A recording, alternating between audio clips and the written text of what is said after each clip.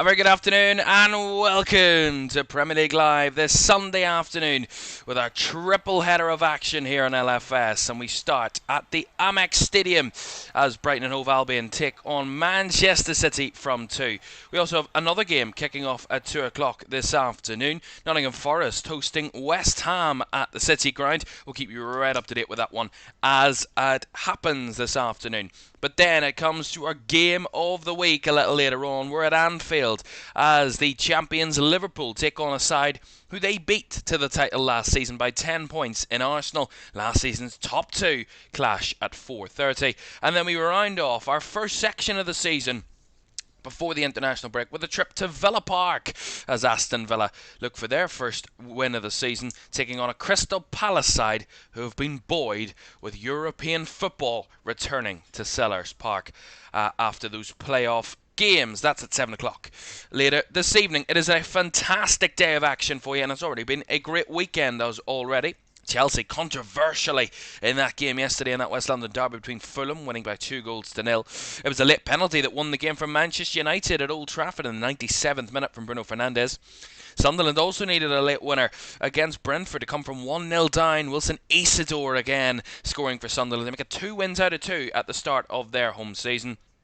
For Tottenham, they were beaten at home and beaten under Thomas Frank for the very first time in the Premier League. Bournemouth absolutely trounced Spurs in that one at the TH in North London, and it finished Bournemouth 1, Spurs 0. It was a away win at Molineux as well. Wolves battled back, but it was too little too late, shall I say, for Wolves against Everton.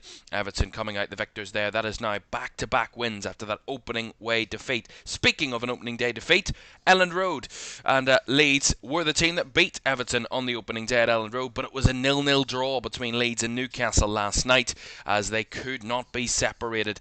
But Newcastle have a new man up front. That man, Nick Voltemara, who was signed yesterday. He was there at Elland Road yesterday, but was unable, wasn't registered in time for the game. But we will surely see him after the international break. Today's action, though, we're at the Amex, as I said. Brighton against Manchester City. And the players are coming out of the City Ground as well. It's a double header at 2, and then followed up with 2 absolute crackers from 2 great games a little later on. I hope you can stay with us and enjoy it with us. It is great to have you all along with us this afternoon. A quick reminder of my predictions for this weekend. I didn't get a lot of them right, but I was quite happy with a few of them. Certainly the Everton win away at Wolves, but again, I don't want to read too much into it. Today is a big day, and I think we will see some goals. I'm hoping we'll see goals, according to what I've predicted. Every team we watch today will score. But yeah, hopefully we get that. And some entertainment this afternoon. I'm predicting a 2-2 draw for this one between Brighton and Man City, but who knows? Who knows what could happen? It is a big day at the Amex as the players enter from the tunnel. Thank you all for getting involved with us this afternoon. Andy in the chat always over the last few days. Thank you very much indeed, Andy. Great to have you back with us. Thank you very much for getting involved so far this afternoon. Andy says the promoted teams at home are much stronger than last season's teams. Not so much away. They're on par away it looks. Yeah, 100%. I think the newly promoted sides have been very impressive so far, and certainly defensively impressive. So we will see how they do across the season. But so far, so good for them. We will, of course, analyse the table before we leave you, before the international break. But right now, it's time to get the teams from the Amex Stadium, starting with the home side in Brighton. And after that defeat to Everton last week at the Hill Dickinson, changes afoot for Fabian Hertzler's side. Bart Verbruggen continues in goal. A back four of Joel Veltman, Jean-Paul Van Hecke, Lewis Dunk and Maxime de Kuyper in defence. Carlos Baleba is joined alongside Jack Hinshelwood in midfield. Diego Gomez is through the middle. Yankuba Minta off the right. Of course, Kairi Mitoma off the left. And Danny Welbeck starts up front for Brighton. On the bench for the Seagulls, Steele, Buscagli, Cadiolu, Coppola, Gruda, Ruter, Milner, Ayari and O'Reilly.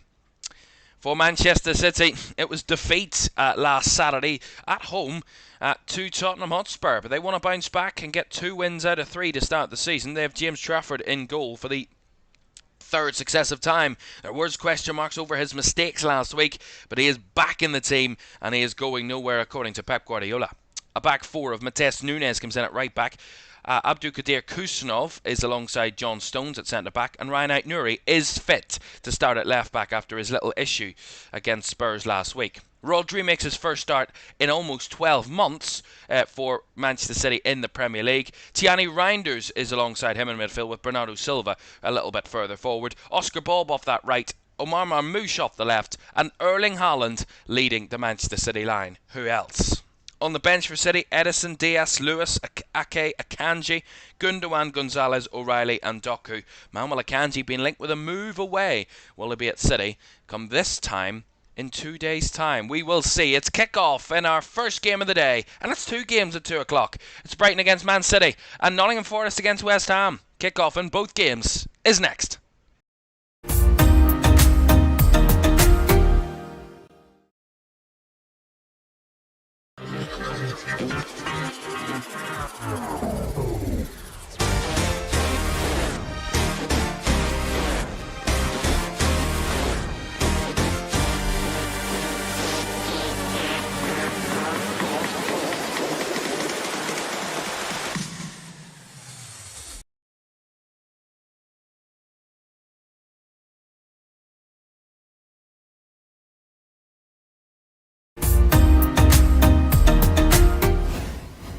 A very good afternoon and welcome to Premier League Live here on LFS. This Sunday afternoon, our final Sunday before the international break, our final day of games before the international break. It is great to have you with us here this afternoon. Do not forget to like, subscribe and turn on post notifications if you've done so already. We have been growing consistently over the last few weeks since the season started, and we're on the road to 30,000 subscribers, so if you can help us on that, we would be greatly appreciated. So it would. Brighton in their home strip today, white and blue shirts, blue shorts of course, and Manchester City in their away strip today of all black, which is an intriguing kit for Manchester City. And of course they are almost underway there at the City ground between Nottingham Forest and West Ham United. They are having a moment's applause there at this minute in time, and we'll keep you right up to date with that game across the afternoon for you. So you'll not miss a goal or a moment of action in either game here at the Amex or at the City ground this afternoon. And we'll keep you right up to date with all the action. Well, both sides will want to bounce back from defeats last weekend, these two. Brighton away at Everton and City at home to Spurs. Spurs always seem to get the better of Manchester City. Certainly in recent times. That great record, and I'm sure Pep Guardiola will be happy to see the back of him until at least next year.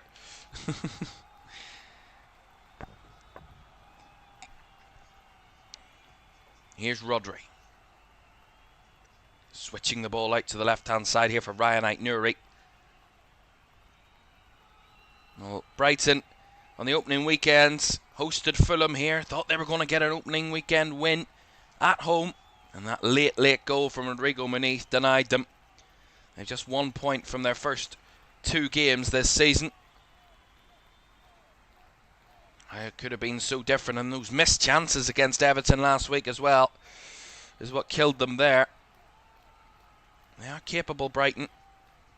Here comes Aït-Nouri down this left for City. Trying to poke it through. It's nicely picked up by Omar Marmoush. Now Tiani Reinders.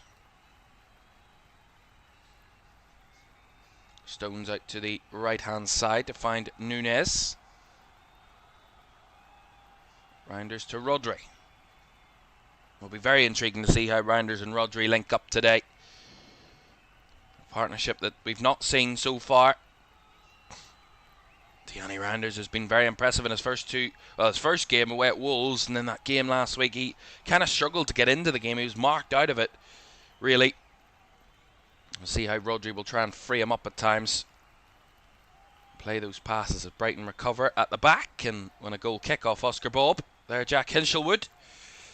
Come off the bench last week to Jack Hinchelwood to try and make an impact for Brighton. In the end, it wasn't Brighton's day last week.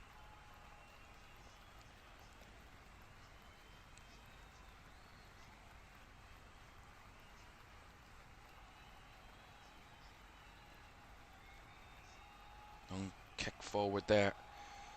Header won by Stones and nicely brought down by Reinders. Silva under a bit of pressure. A collision between the two players that's going to go the way of the home side. Bernardo Silva felt that he was brought down first, but the referee said that it wasn't a foul. The second one was. Darren England is our referee today for this one.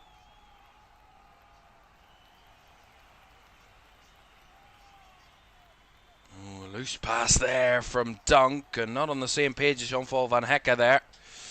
Let's put the ball out for a City throw. Sides maybe just trying to get the measure of each other early here. City just trying to get some possession, settle themselves into the game. They've given it away cheaply there in the midfield. Welbeck lays it out wide. Mint has got some pace, and he's done well to win a throw-in off Kusanov there, who came across well. There's a player down at this minute in time for Brighton. It's Diego Gomez.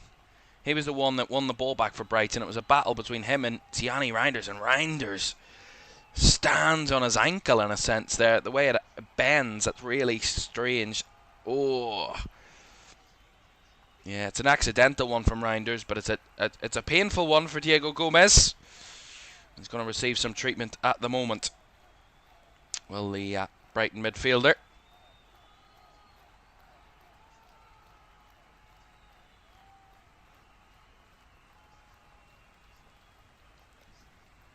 Well, Fabian Hürzeler's not happy with the fourth official.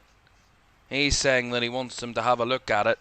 I think it's one of those ones where Reinders has the ball and the ball just slightly evades him. It's kind of a little bit of a heavy touch. But as he's trying to battle for the ball, he gets the ball and then follows through onto the man. It is an accidental one. And I can understand why Fabian Hürzeler is a bit annoyed. But I think it's definitely not card worthy, in my opinion. But, of course, the Brighton manager will have a very different view to me. VAR today is Paul Tierney, assisted by Nick Greenhalgh.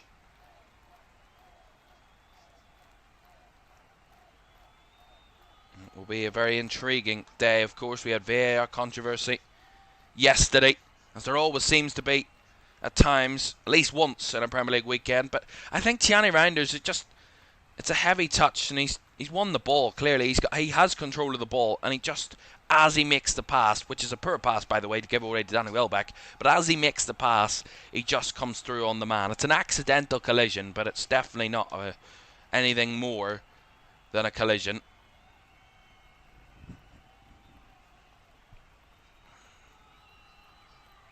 The way I look at it is, I can't make the argument I did about Chelsea and Fulham yesterday, with Rodrigo Muniz, who was in possession, and then go the contrary here today. I can't. That they are not similar situations, but they are in the same realm of situation where yesterday's wasn't a foul in my opinion. It's just a player on the ball trying to turn, and he turns into a man, unfortunately. The second one today is exactly the same. He's breaking forward, a bit of a heavy touch. He still has control. He still gets the ball away. It just so happens that the man follows with him. And it's an unfortunate collision, but that's what football is. Two players of opposing teams going in to win the ball, and one that has the ball, in my opinion, should always have the advantage over the player that's trying to win the ball.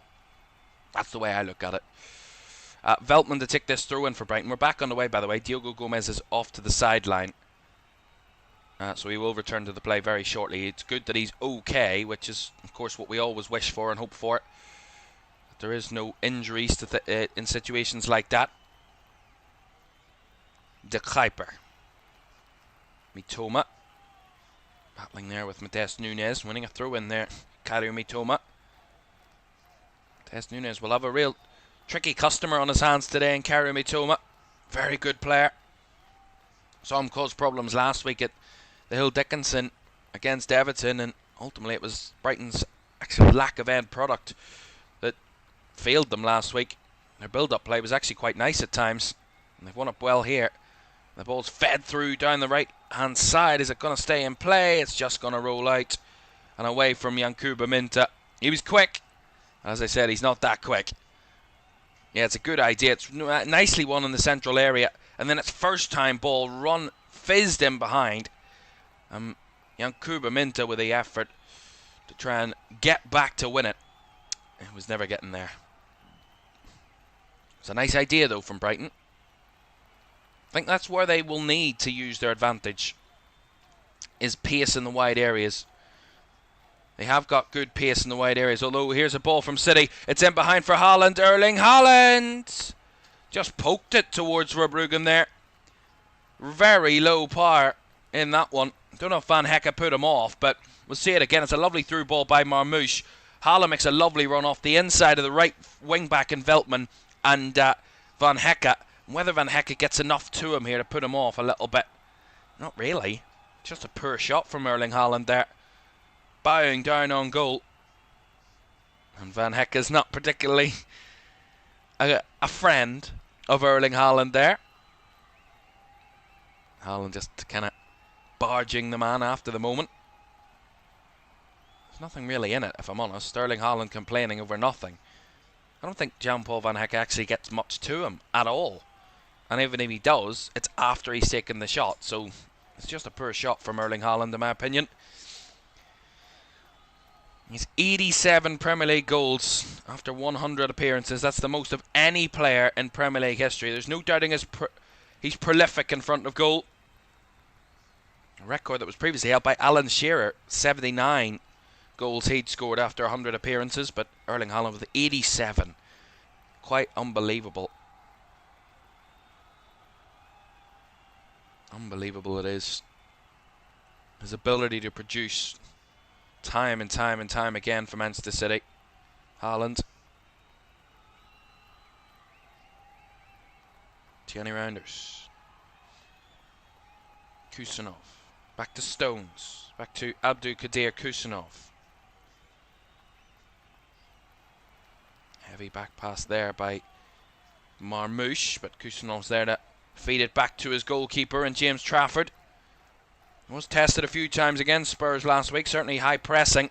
Caught Manchester City out on one or two occasions. They've got it here at the back. Kusanov, and Trafford just gets rid of it this time. Brought down by Veltman, who was brought down himself there. It's going to be a free kick. Marmouche, the man committing the foul.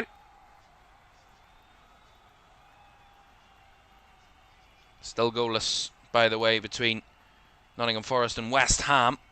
Of course, West Ham in a deep lot of bother. Knocked out of the cup away at Wolves in the week, and 2 defeats out of their first 2 Premier League games. It will be a real disaster start to the season if they fail to pick up anything away at Nottingham Forest today. 3 defeats in a row it would be in the league. There's going to be a foul given here on from Jack Hinchelwood on Omar Marmouche. It looked like the referee wasn't going to give it initially. It looked like it was a fair challenge initially, and then the referee did have an extra think about it. We'll see it again. I mean, they're both going for the ball, if I'm honest. There's nothing in that, if I'm honest. Well, actually, Hinchelwood wins the ball first. I don't think that's a foul. I think that's harsh. And Hinchelwood will make that claim, and I think he's right to make that claim.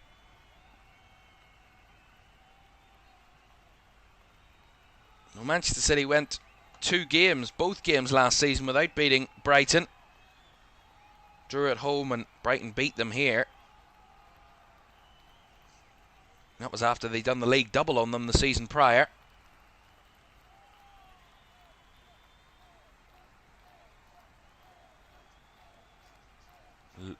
Nunez losing out there to Mitoma on that left flank. Here's Welbeck dropping deeper. Being more of a creative player, Danny Welbeck. Although Baleba gives too much of it, and Omar Marmouche is breaking away. It Haaland in support. That's fabulous defending by Lewis Dunk. Step in and be aggressive and win the ball back for Brighton. Neither side really having dominant control of the ball so far. Certainly in the last few minutes. Still goalless here at the Amex. Yet to see our first real effort at either goal of any great concern. And here come Brighton with Mitoma. Wants to go early. He fizzed that ball in, but it was some effort. But it's far too much on it from Caoimhan Mitoma. The only shot we have seen so far is that one from Erling Haaland that was a pea shooter right at Bart Verbruggen. No power in it whatsoever.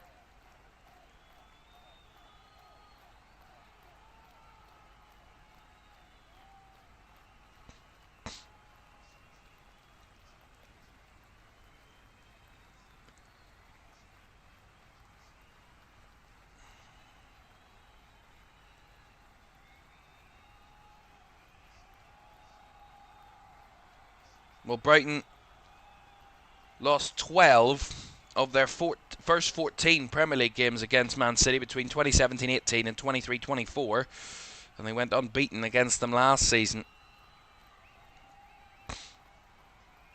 Some would say the Fabian Hürzeler effect.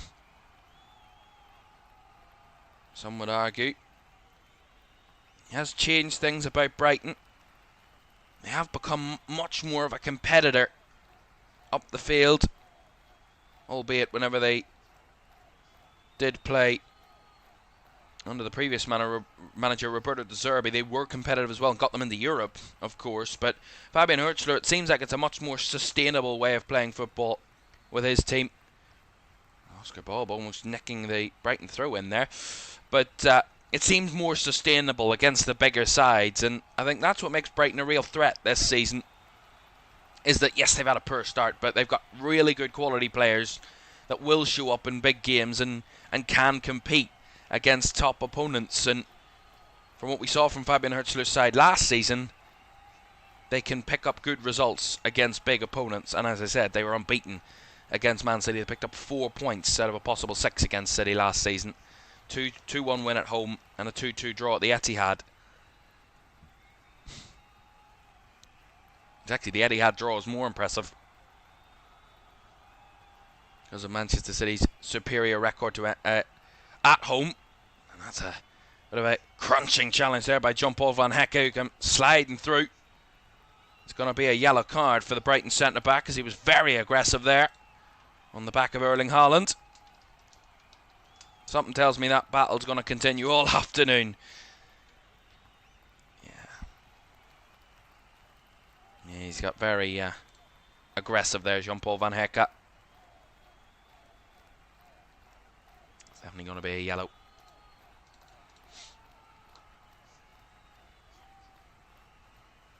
It's his first yellow card of the season for the centre-back, who has played very well since joining Brighton. The Dutchman, 25 years old. He was been with the club for a long while. He's actually been with the club since September of 2020, but went out on loan a couple of times at Blackburn and Heerenveen. He's been with the club since, back with the club consistently since May of 2022, and over the last few years he's developed into probably one of the most dominant centre-backs in the league, certainly in the top 5, top 10 centre-backs in the league. Jean-Paul Van Hecke, he's got that physicality and that, also that passing ability as well, which is so crucial in centre-backs now.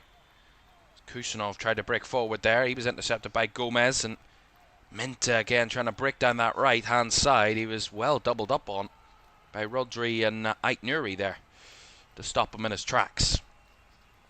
Ball out wide here with Bob. Now Matheus Nunes. Inside it comes to Rodri. Stones. Out wide to Kusanov now.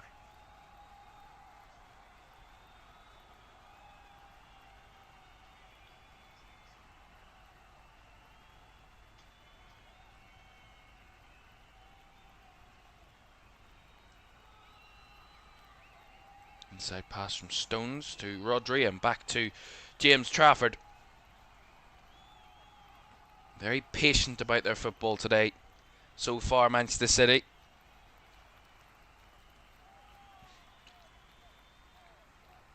Andy says West Ham need to sort out their defence. It was shaky last season. This season feels worse. I agree with that. 8 goals conceded in their first 2 league games for West Ham, their worst record ever in their first 2 league games. And they went on to concede 3 away at Wolves. It's 11 goals they've conceded in 3 games. That's averaging more than 3 a game, which is, at this rate, worse than a relegation team.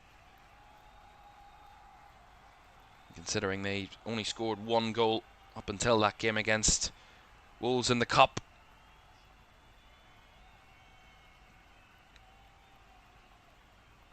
And that man who scored that goal, by the way, the only Premier League goal for West Ham so far, Lucas Paquetá, has been linked with a move away.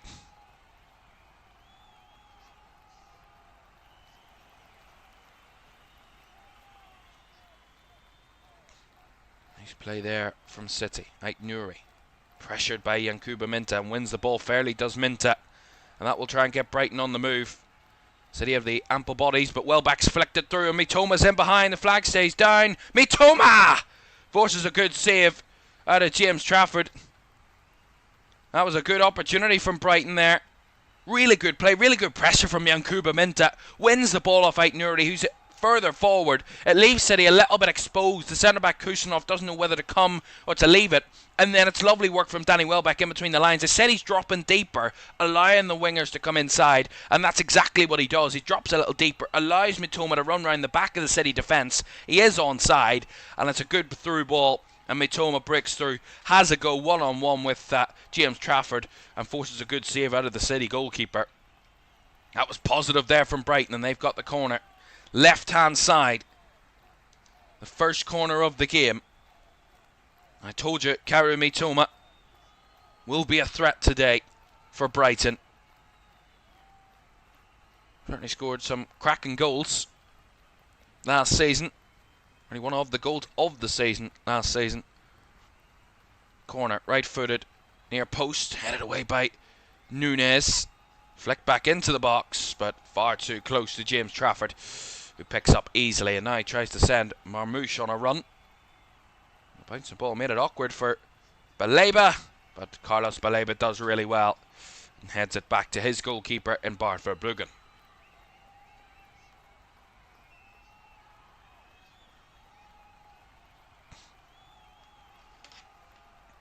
Still 0-0 in that other game that kicked off at 2 o'clock this afternoon between Nottingham Forest and West Ham United.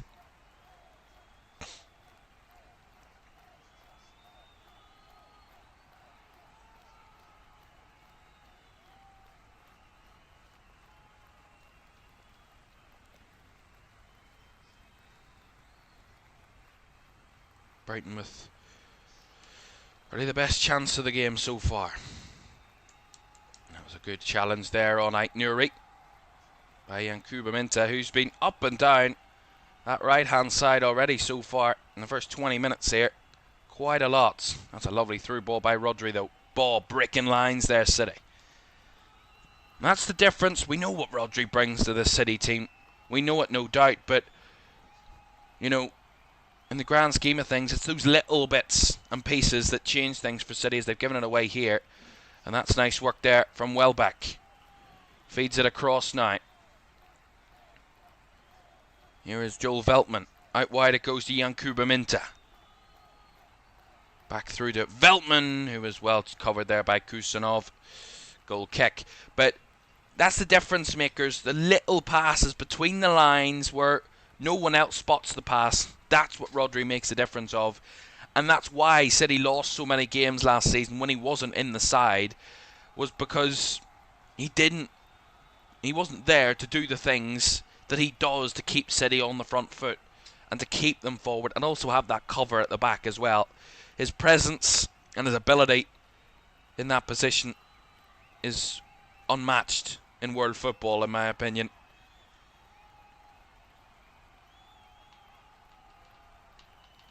Yes, let us know your score predictions in the chat. Anybody getting involved?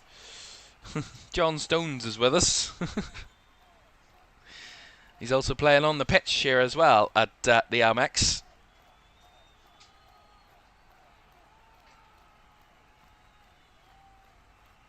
Throw in back to Van Hecke. Dunk to De Kuiper.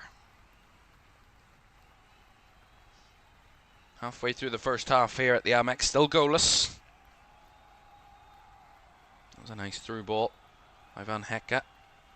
Minta trying to switch it out to the far side. It is a hot and heavy ball, but it's nicely taken down by Mitoma. But he was offside. Flag goes up there, but that was a nice idea. It was a good switch ball attempt, but yeah, he was a good yard or two offside there, Kari Mitoma. It's good from City, stepping up, being aggressive at stepping up. We've seen that early in the season where they have wanted to step their defence up and be more aggressive on the front foot with their defensive line.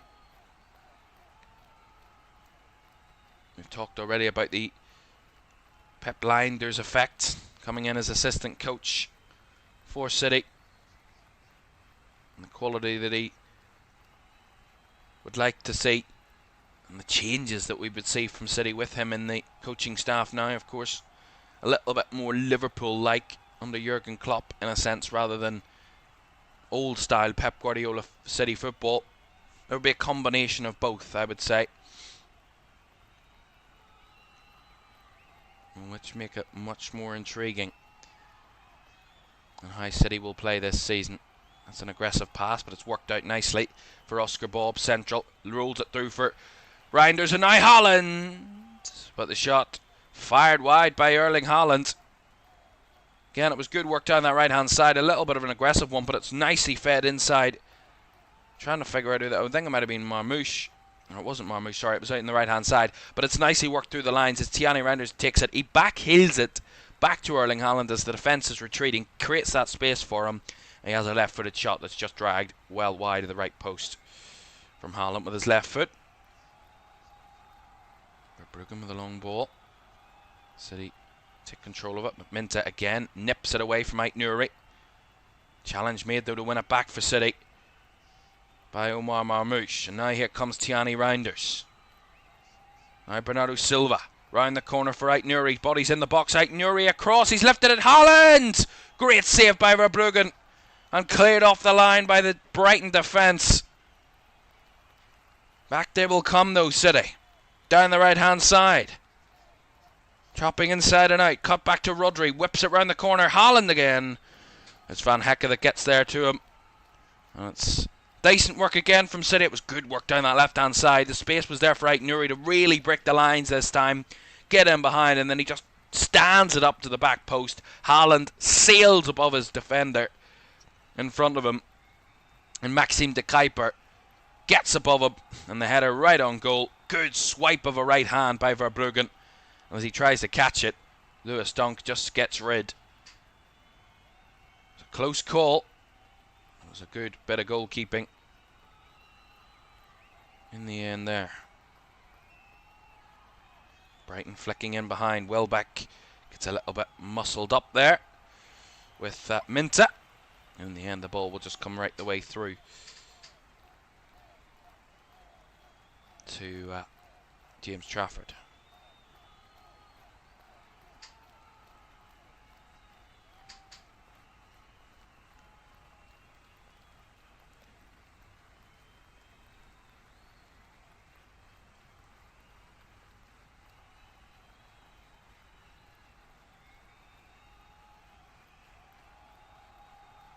Bob.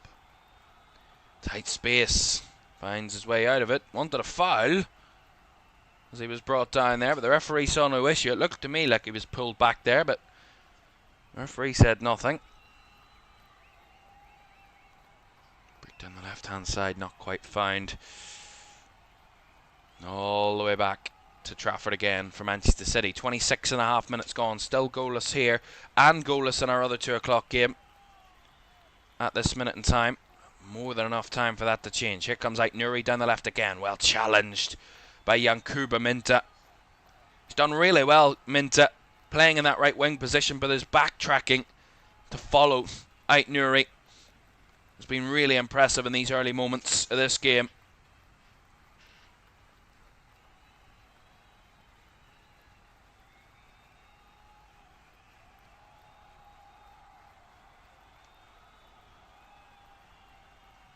Ait Nouri with a throw in. Marmouche won the ball, but it's come off a Brighton player. It will be a City corner on the left-hand side.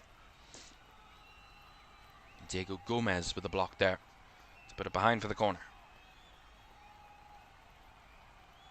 Johnstone says 3-1, I think. Andy says 1-1, I think, at the minute, but Brighton might get tired towards the end of the game and Man City can take advantage. Brighton do look like they're running around more than Man City. Yeah, City have had more of the ball. Brighton a lot more out of possession work, which is harder on you. Corner delivered in. Flicked away by Van Hecke. Comes down to the back post from Marmouche, who himself can't keep the shot down. Goal kick. Yeah, good delivery initially, but well headed by Van Hecke. And the ball, second ball, falls for Marmouche. I don't know whether he can take a touch. I'll see again. He probably could take a touch, but the man was closing it down. And he just can't keep it under the crossbar there, Omar Marmouche. Looked like it was Joe Veltman that was closing him down.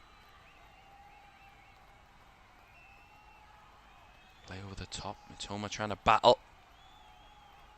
And it's going to be a stoppage here as Rodri's had a little bit of a blow to the head here. He is okay. He's on his feet still, but he's holding his face. And the referee, of course, has to make sure that he is okay.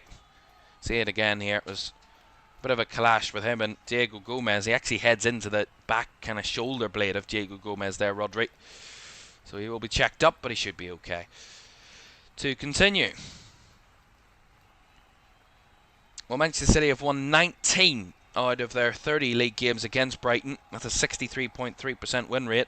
Among the 46 teams that they faced more than 25 times, they're the only side they have a higher win ratio against is Swansea to Manchester City. They've won 23 out of their 34 games against them, which is a 67.6% win rate. So Brighton are a team that Man City always love to see coming. It's more often than not, they always find a way to beat them. Almost 2/3 of the time they find a way to get the better of them. Kusanov. Battling for the ball again, Brighton. Well, one heavy touch there from Mitoma, but it's nicely mopped up by his midfield partner in Hinchelwood.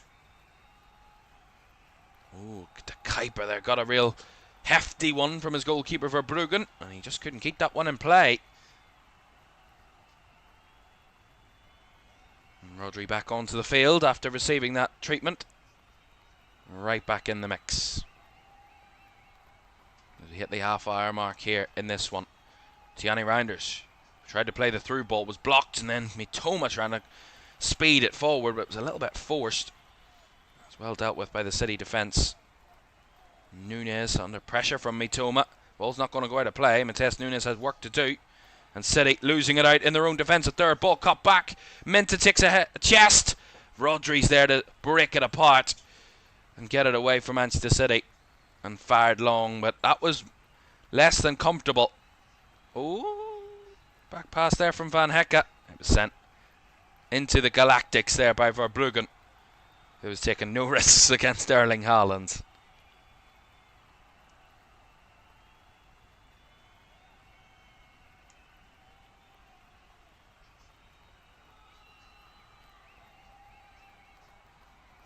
So far in this game, City have had 67% of the possession, so dominating the ball as you would expect Manchester City.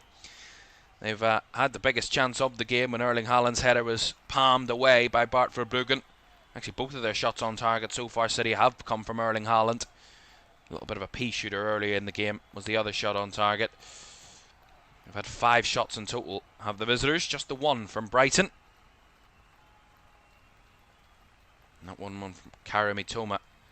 That was cleared away by Trafford. So a couple of goal-mouth actions in the first 31.5 minutes here.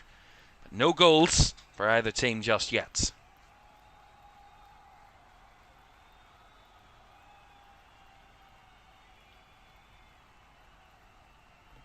Not much really happening at the City ground. It's a little bit of a slow game in that one. Neither side have had a shot on target in that game at Nottingham Forest and West Ham. Not much has really happened, but you never know. A goal can come out of absolutely nowhere.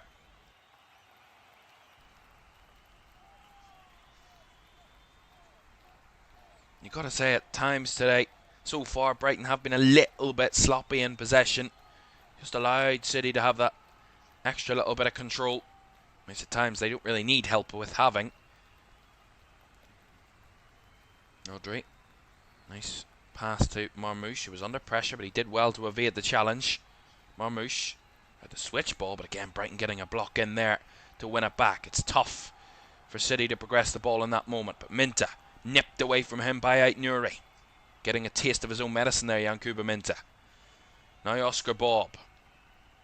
Inside, lays it off left-footed. Marmoush into the box. He's got the break of the ball. It's through for Haaland, who pokes it through. Third time of asking for Erling Haaland, and he's given Manchester City the lead.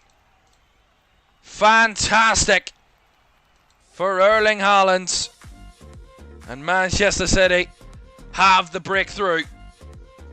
Again, it was a break of the ball. It was a bit of a scramble in the box that Brighton could not get cleared. And it all comes from that win back of Aït-Nouri. They progress the ball nicely to Manchester City. It's Oscar Bob here. He's not challenged well enough. He just cuts inside the man in Hinchelwood, lays it across to Marmoush, who gets a nice bounce. The defenders aren't really doing enough, and Haaland waits for the right moment. The loose ball comes through, and Haaland, the first to react, to poke it past Bart Verbruggen and into the bottom right corner. Manchester City take the lead, and that's probably all what they've deserved in the first 34 minutes of this game. Brighton 0, Manchester City 1.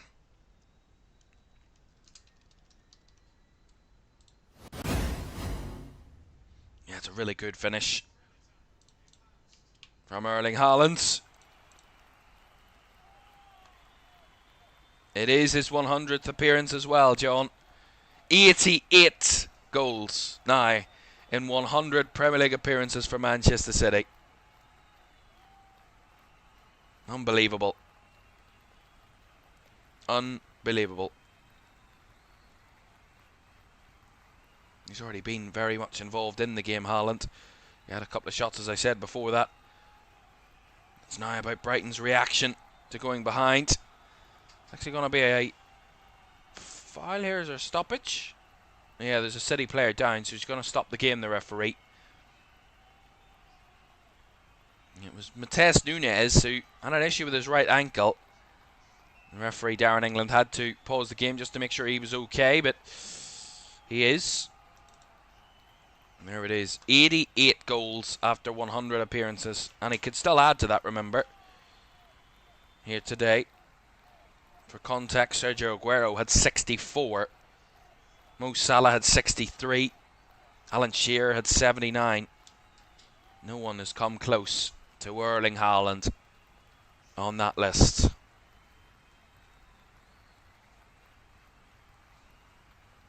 Tierney Reinders. Kusanov. To Stones. Firing it through the lines. Nicely held up by Oscar Ball. We're on the turn. Wins the free kick off Kairo Mitoma.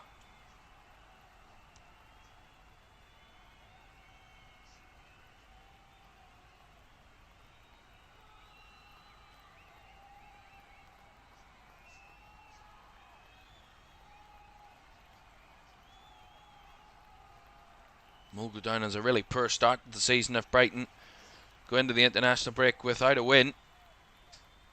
To their first 3 games, considering their first 2 were at home to Fulham and away to Everton. Not the most difficult games on the calendar.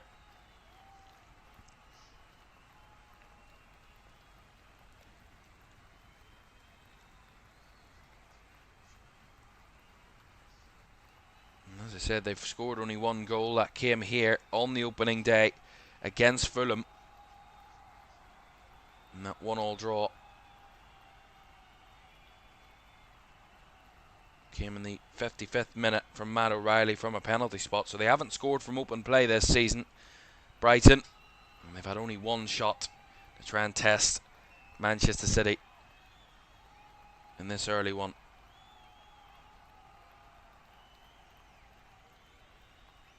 Rodri. Aït-Nouri, 37 minutes gone. Brighton 0, City 1. Erling Haaland with his 3rd shot on target of the day, giving them the lead. Certainly in the last 15 minutes, Brighton have really looked Like they've gone into no man's land, really. City have had all the control. Brighton have produced little to nothing in an attacking front. Won the ball back well there. And the Kuiper tried to work it back inside, but again, none of his players on the same page as him. That was nice work though from Mitoma. Got a lucky break there, finding Minta. Struggled to hold the ball up there, Minta. And he off balance, lost it. Now Marmouche. Nice little turn. Turns into trouble this time with Lewis Dunk in his way. And Dunk wins it back for Brighton. So they need a little bit of energy, Brighton. A little bit of positive play up front. As I said, they've lacked that in the last 15 minutes. Manchester City taking advantage when they can to give them the lead.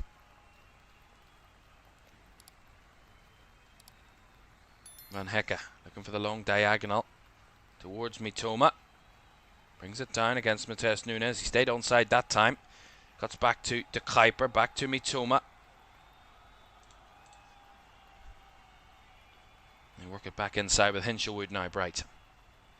Van Hecke gets them up the field and into City's half.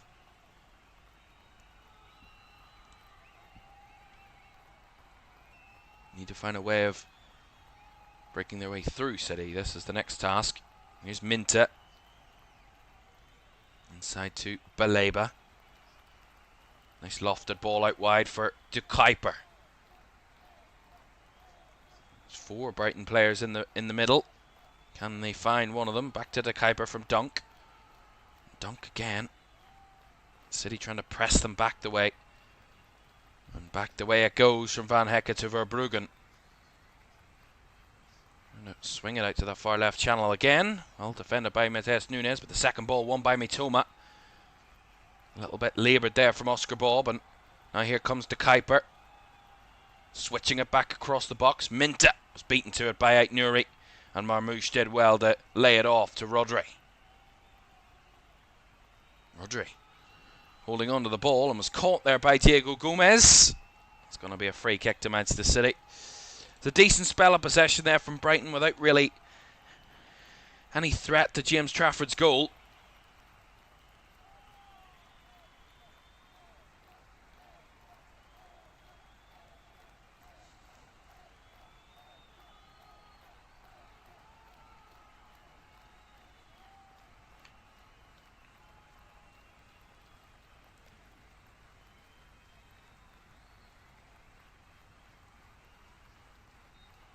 Thanks very much for the update there, Andy, on the Forest West Ham game. West Ham have had the only shot on target so far. And from what I can see on my screen here, they have a corner to West Ham. The right side, it's lifted in, and the header comes off the back of a Forest defender, and the shot is skied over the bar on that one. But yeah, not really much happening there on the banks of the River Trent.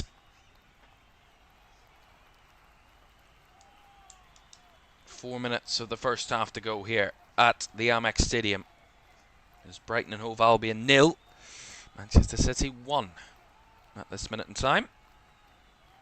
Reminder for you, don't forget our game of the week is coming after this one. Sandwiched between our two of our 3 games. It's Liverpool against Arsenal, last season's top 2, facing off at Anfield in an early season clash. It may not be a title decider this early, but it might be a crucial 3 points for one of these two sides if they can get them a little later on. Kick off at 4:30, and we'll have team news at 3:15 for you for that one on our game of the week.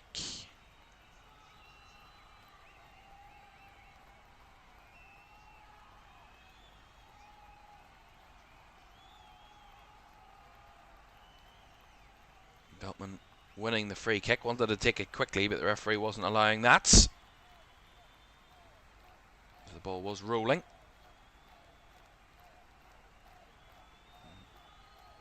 All the pressure's gone from the free kick there. Beltman back to Van Hecke, across to Verbruggen. Switching it out to De Kuiper. Plays it down the line to Mitoma, back to De Kuiper. Mitoma again. Pressured. Lays it off to his captain, Dunk, who reverses it back to his goalkeeper again, who's under pressure from Haaland. And Marmoush picks up the short pass from Verbruggen. Lays it inside to Ait-Nouri. Ait-Nouri trying to break across. Gets the ball into the box. Cleared away, and then the firing shot from Rodri is well away. That was a little bit nervy, certainly from Bart Verbruggen. You got to say, yeah, it's down this right-hand side. It's Dunk that reverses it back, and Verbruggen, he's trying to get rid of the ball. He's trying to play it out to his fullback there, and Veltman, I think it is. And he just completely undercooks it. It's nowhere.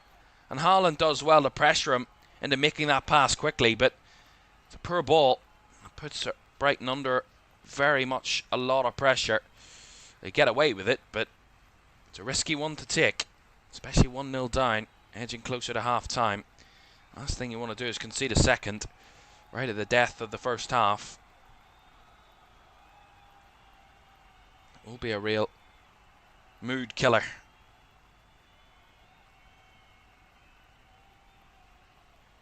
Yeah, we have certainly picked the right game to watch, I can tell.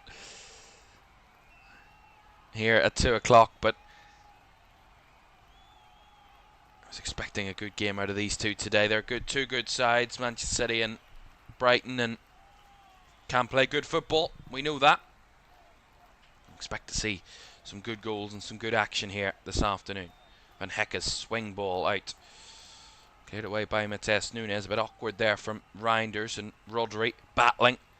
And the ball played back to Trafford, who got rid of it really quickly.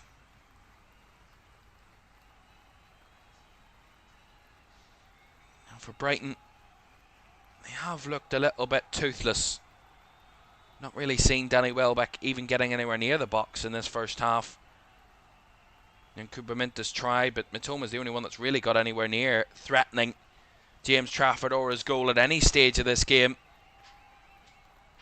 And his team have looked a little bit lacking in final third threat this afternoon. It's a bit of a thinker for Fabian Hürzeler to do at half-time, to try and figure out how to test this Manchester City side.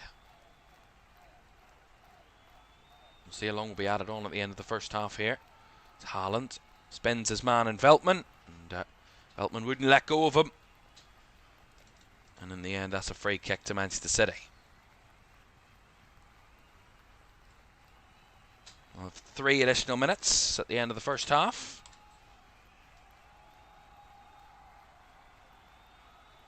Good challenge up there by Mitoma, who's always testing John Stones, and Trafford shouted at by John Stones there for going short, putting City under pressure. They won the free kick, but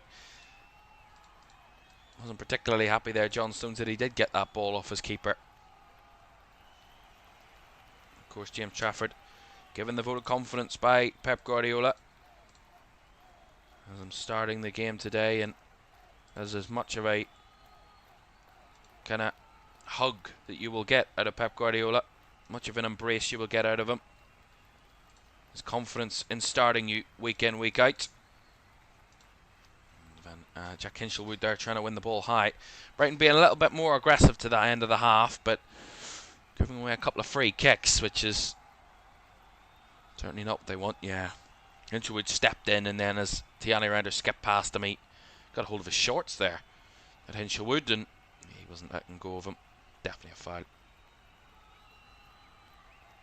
Welbeck goes down. He wanted a foul, but there's nothing in that from what I could tell.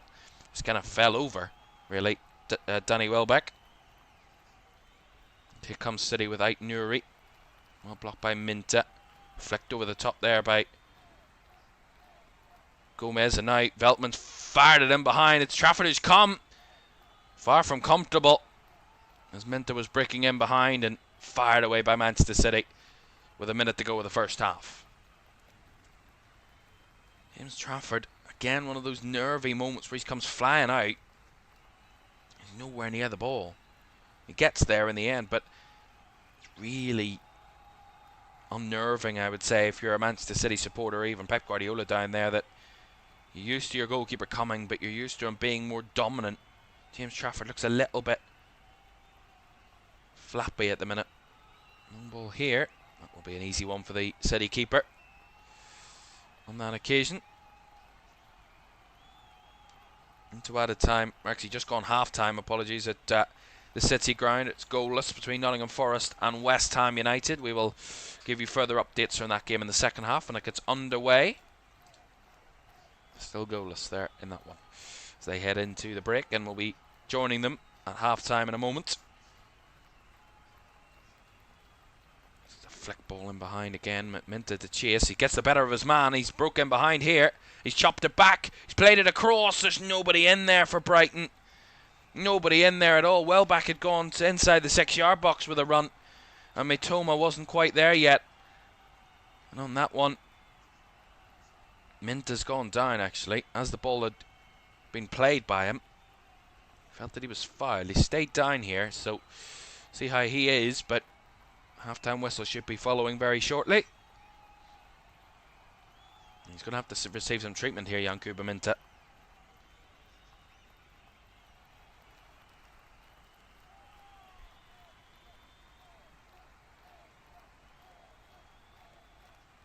You see it again. He's done really well to get past Aitnouri, and he went in with his head. Aitnouri had a high boot there.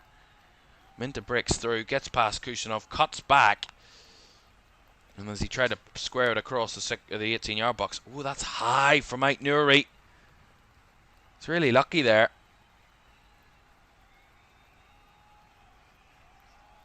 The referee did play the advantage, of course,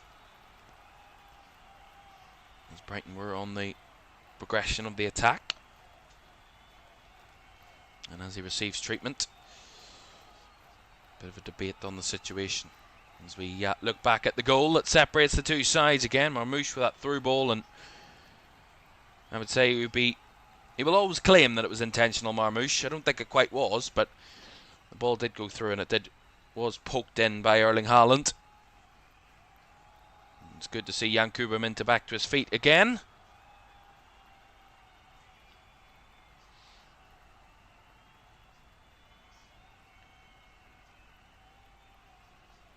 And this should be the half-time whistle any second now.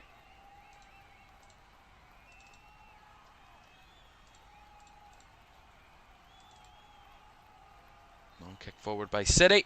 And there is the half-time whistle by the referee.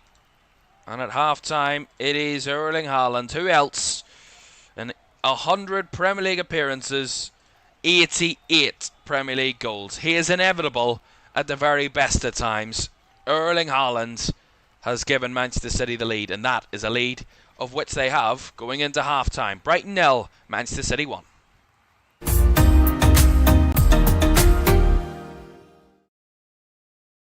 Sure, one last kick. This is going to be it. This is the moment. Vicario kicks this. And Liverpool are there. Liverpool are Premier League champions. And there it comes. Crystal Palace, for the very first time in their history, are FA Cup winners. Oh, he's found the net. Oh, what a goal. Kvaratskhelia is through, wants to add a fourth, and does so.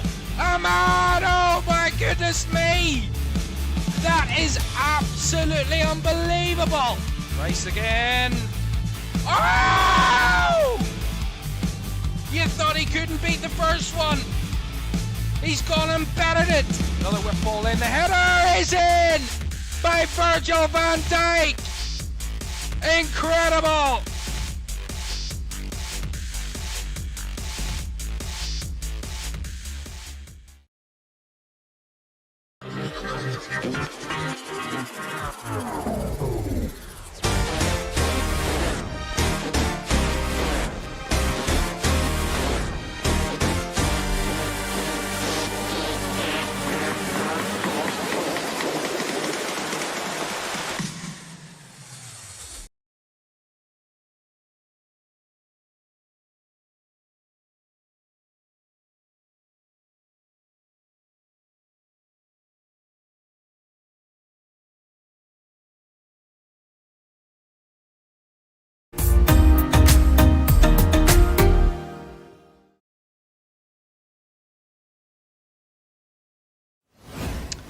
Welcome back to Premier League Live. Half-time at the Etihad, the Amex Stadium.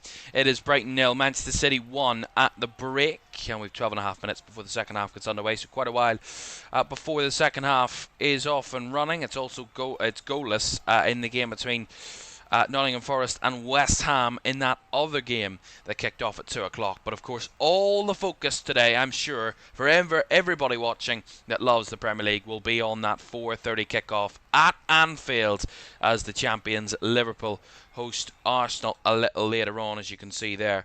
That kicks off at 4:30. We'll have team news in about 20 minutes' time at 3:15. So that is one to really look forward to. But at half-time here, I've got to say, it has been a first half where Manchester City have had a lot of control, a lot of play in the final third, and a lot of the balance and the momentum of the game. I think Brighton early in the game, before the goal and probably in the first 20-25 minutes, I think Brighton were certainly threatening Manchester City. They were certainly trying to cause them problems, and we saw that moment with Caoimhan when he went through one-on-one on James Trafford, who forced a good save out of the City goalkeeper. But other than that, they really struggled to create anything after that, Brighton. They really struggled to garner any control, garner any good possession, really use their threats on a more consistent basis. And Mitoma and Minta, it seemed like the spaces were always covered, they were always doubled up on. There was no room for them to try and manoeuvre into space to create something of real great note. And I think really it's something that Fabian Hirsch is going to have to fix at half-time if he's going to want to get his side back into this game, because I think City will just be comfortable. They'll not want to change anything. They'll be comfortable at the minute going in 1-0, going, right, we're 1-0 up, half-time, come out the second half, completely do the same thing and try and add a second goal. And City will be comfortable in trying to do that. No doubt about it. I think there's no question that City have got that ability to just see this game out and get the job done and just about kind of settle, really, and have no real concern about trying to get that second goal or even possibly just, in the end, just see the game out, really, if it stays at 1. But I think Brighton need to... the game will change based on how Brighton come out in the second half. I think if Brighton do nothing, City won't give them anything, is what I'm trying to say. Brighton need to come out and show more incentive and more attacking quality for them to have any chance in this game, because Manchester City won't gift them an opportunity or won't gift them something, I don't think, in this game. From what I've seen of City today, they look calm, they look composed, they look comfortable on the ball, in tight spaces they're manoeuvring well, and even when they aren't kind of getting it forward, they're winning free kicks, they're breaking the game apart. It's all the nice, kind of intelligent football things that they're doing, along with the nice stuff, of course, the quality football and the great play in the attacking third. So I think overall, I think it all depends on how Brighton come out in the second half and how they want to try and change the way they're attacking City, because at the minute it's not quite working on any basis, and it's something they'll need to fix going into the second half. And I expect to see Fabian Hirschler maybe tweak things, maybe try and one or two different things, and we'll see how that in turn kind of comes about. But really, on the grand scheme of things, it will be a very interesting second half.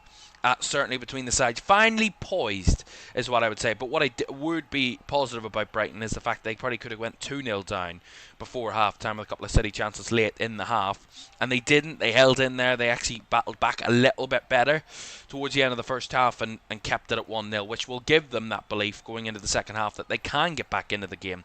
Because at 2-0 to City at half-time, you're kind of thinking... You're more thinking it's going to be a City Wolves performance rather than a City against Spurs performance going into the second half. And that's the way I would kind of put it together. If you've watched both games, and I commented on both games, I think from what I saw of City, we're more likely to see a more calm, composed performance rather than a high energy, high tempo game. And I think Brighton need to change things and figure out how they're going to try and battle back against Man City. Because as we know, Fabian Hirsch has that experience last season, beating City here at the Amex and then going away and getting a result out of City at the Etihad. So they know and have that experience previously, and we'll see how they perform in the second half, because it will be a really poor start to the season for Brighton if they leave this game without a single point. and they go into the international break with just 1 point from their first 3 league games, would be a disappointment. But we will see how things turn out. Half-time, it is Brighton 0, Manchester City 1. In that other game between Nottingham Forest and West Ham, it's goalless at the break at 2 o'clock. And that 2 o'clock kickoff, Forest have had just 1 shot in the first half, 3 for West Ham. West Ham were the only shot on target, and it's all really must for West Ham United, who come into this one without a single point on the board, just 1 goal scored and 8 goals conceded. They need something positive to come out of their performances before the international break, because Graham Potter could be really under pressure if they leave this first section of the season without a result under their belt, without any sort of performance other than a defeat to start the campaign. They were thrashed 3-0 by Sunderland in week 1. They then were thrashed even further, 5-1 at home against Chelsea, and then beaten in that really high-scoring game against Wolves in the midweek in the Carabao Cup. So they've been on the back of a few bad performances and a few really poor defensive displays, have West Ham, and they need a bit of positivity. But for Nottingham Forest, they've started the season really well, if I'm honest. 1 win and 1 draw from their first 2 league games for Nottingham Forest against Brentford and Crystal Palace. Really confident display against Brentford on the opening weekend, and then that trip away to Palace. It's a good point to get away at Crystal Palace, but they'll want to remain unbeaten to start the campaign, will Nottingham Forest, after what Nuno Espirito Santo said before the season, that they were well off it coming into the campaign. Well, clearly not with their results so far, a win and a draw in their first 2, and they want to add to that as they play Arsenal away when they return from the international break on the 13th of September. Excuse me.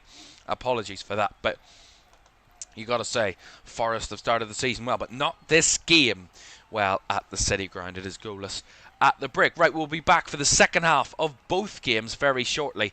But we do want to remind you, in a moment, we will remind you of what happened in midweek that involved some of the biggest sides in the English football not getting quite the result they were expecting in the Carabao Cup. We'll have that for you in just a few minutes. Do stay with us. Sure, one last kick. This is gonna be it. This is the moment. Vicario kicks this, and Liverpool are there. Liverpool are Premier League champions, and there it comes. Crystal Palace, for the very first time in their history, are FA Cup winners. Oh, he's found the net. Oh, what a goal! Kvaratskhelia is through, wants to add a 4th, and does so. Ahmad, oh my goodness me! That is absolutely unbelievable! Rice again. Oh! You thought he couldn't beat the first one. He's gone and bettered it. Another whip ball in. The header is in by Virgil van Dijk. Incredible!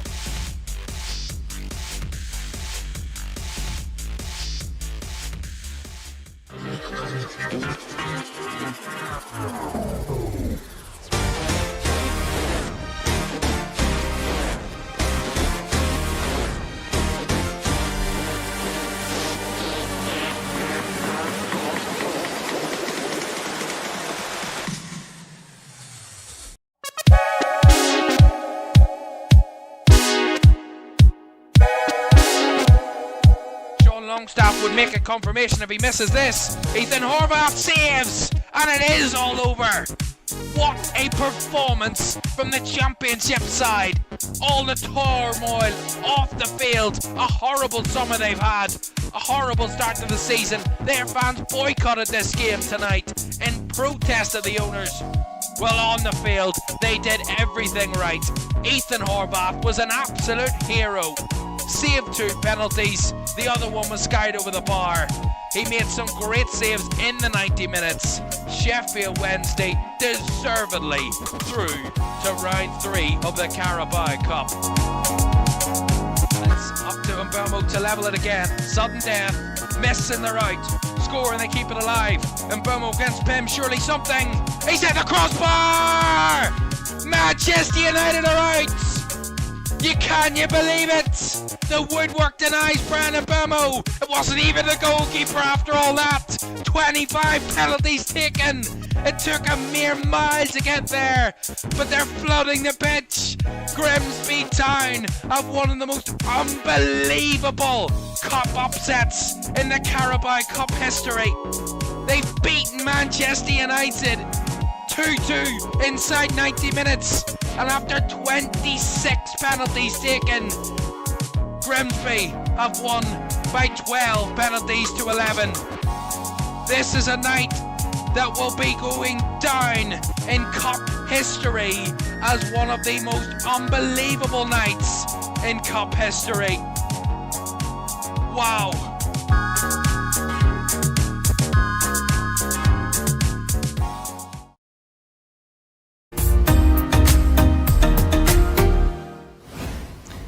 Welcome back to Premier League Live. Hope you enjoyed that little montage of our Carabao Cup second round action. The third round of the Carabao Cup is returning after the international break, and we will have coverage of that across the 2 weeks that it will be played. We've lots of football coming up after the international break, as well as the Champions League. We'll get into more detail on that later on, as we'll talk about Man City's Champions League opponents a little later on. Let's have a look at what's coming up then. A reminder for you that we have a game at 4:30 today. Liverpool taking on Arsenal. 4:30 kickoff. That's our game of the week. We can't wait to bring that one to you. And then later on, it is Aston Villa taking on Crystal Palace. Our last game before the international break at 7 o'clock. Looking forward to both of those games. For you, we'll have team news from Anfield in around about 10 minutes' time. But the second half is on the way in a moment here at the Amex. About a minute or so to go. They're already underway for the second half between Nottingham Forest and West Ham United. In that one, goalless. They need to find a goal, either one of those two teams, in that one. And hopefully we'll have some more goals here to tell you in the second half at the Amex. Great to have you all with us. Andy, the chat is a big game for both teams, Liverpool and the Gunners later. Whoever wins makes a statement. It would be Liverpool and Arsenal both won both of their first two games. They're the only two sides, actually, that have a 100% record to start the season. Spurs, after match week 2, were amongst Arsenal and Liverpool as the only three sides to win their first two games. But obviously Spurs lost yesterday, so their 100% record is gone. It now comes down to Liverpool and Arsenal to see who will remain, or even if anybody will remain having a 100% record come the end of this first section of the season. Of course, both could lose their 100% record if they draw a little later on. But we'll see what comes of that one as well. I agree with you there, Andy, about losing João Pedro. He is a big miss for Brighton here this afternoon. Quality up front that can work in behind and use his body in a 10 role, and as well can link things up. It is something that's struggling for Brighton to come to terms with and to really adapt to. Something Fabian Hertzler has to figure out. Try and get better performances and better results out of his team. There's a long way to go. Don't forget to like, subscribe and turn on post notifications if you haven't done so already. We're on the road to 30,000 subscribers. If you could help us on that road, that would be greatly appreciated. We thank you all very much for joining us this afternoon as we're back on the way for the second half here at the Amex. Man City lead by a goal to nil. Erling Haaland, of course, with a goal. His 88th in 100 Premier League appearances for City has given Manchester City the advantage. Diego Gomez wins a free kick there early in the half. Brighton need, I gotta say, they need to create something. A bit of momentum, a bit of positivity going forward for them if they're going to test Manchester City at any stage of this game. They know they've got the quality. It's just about putting it on show. As the Kuiper with a heavy touch there almost gets caught in possession with Oscar Ball, but he gets it back to Dunk, does the Kuiper. And now back to Verbruggen. The Kuiper wins the header from Verbruggen's ball. Mitoma does well. Lovely little combinations there. Well back to Mitoma, who takes a heavy touch. And that allows City to retrieve the ball again. Bernardo Silva. Not heard much of Bernardo Silva in the first half, I gotta say. Nunes to Stones. To Reinders, who will reverse it back to his keeper Trafford, who's under a bit of pressure. But he gets it away cleanly. Does Trafford. Holland trying to get involved in the mix there. Good work from Bernardo Silva to try and test the defender. But well dealt with by Jack Hinchelwood.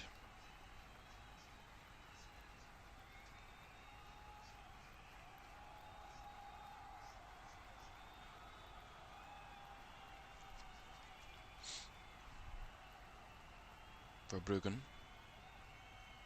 Ball down the line there from Brighton again, but it's straight out of play.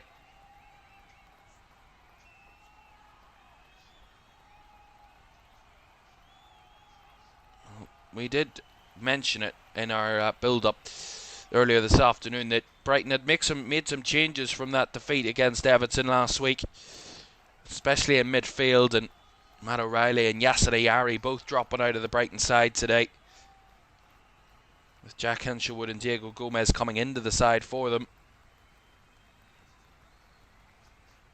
Two players who are both on the bench today, Yasser Ayari and Brian Gruder. Also, Jorginho Ruter is a body who can come onto the field and cause a threat. There's a nice ball in behind here for City, and Marmoush tried to break the lines on that occasion. It was easily gathered by Verbruggen. You see it here, it's Oscar Bob, no one tracking towards him, and as he is starting to be pressed, he plays a really nice through ball to Marmoush. Stepped off his man, but in the end the shot was too easy for Verbruggen. Well, certainly one thing about Brighton is their combinations are not really working today. When they're trying to link up together, it just seems a little bit disjointed and a little bit just lacking that quality.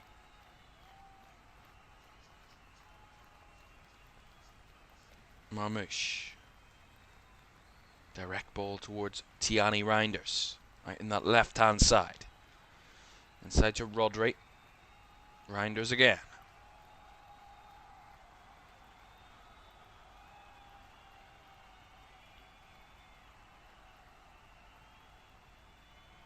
Kusanov.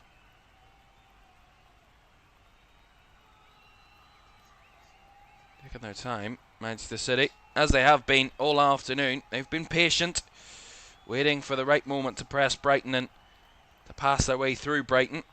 There's good pressure there from Minta on Marmoush, but just too exuberant. Yankuba Minta, foul and a free kick to City.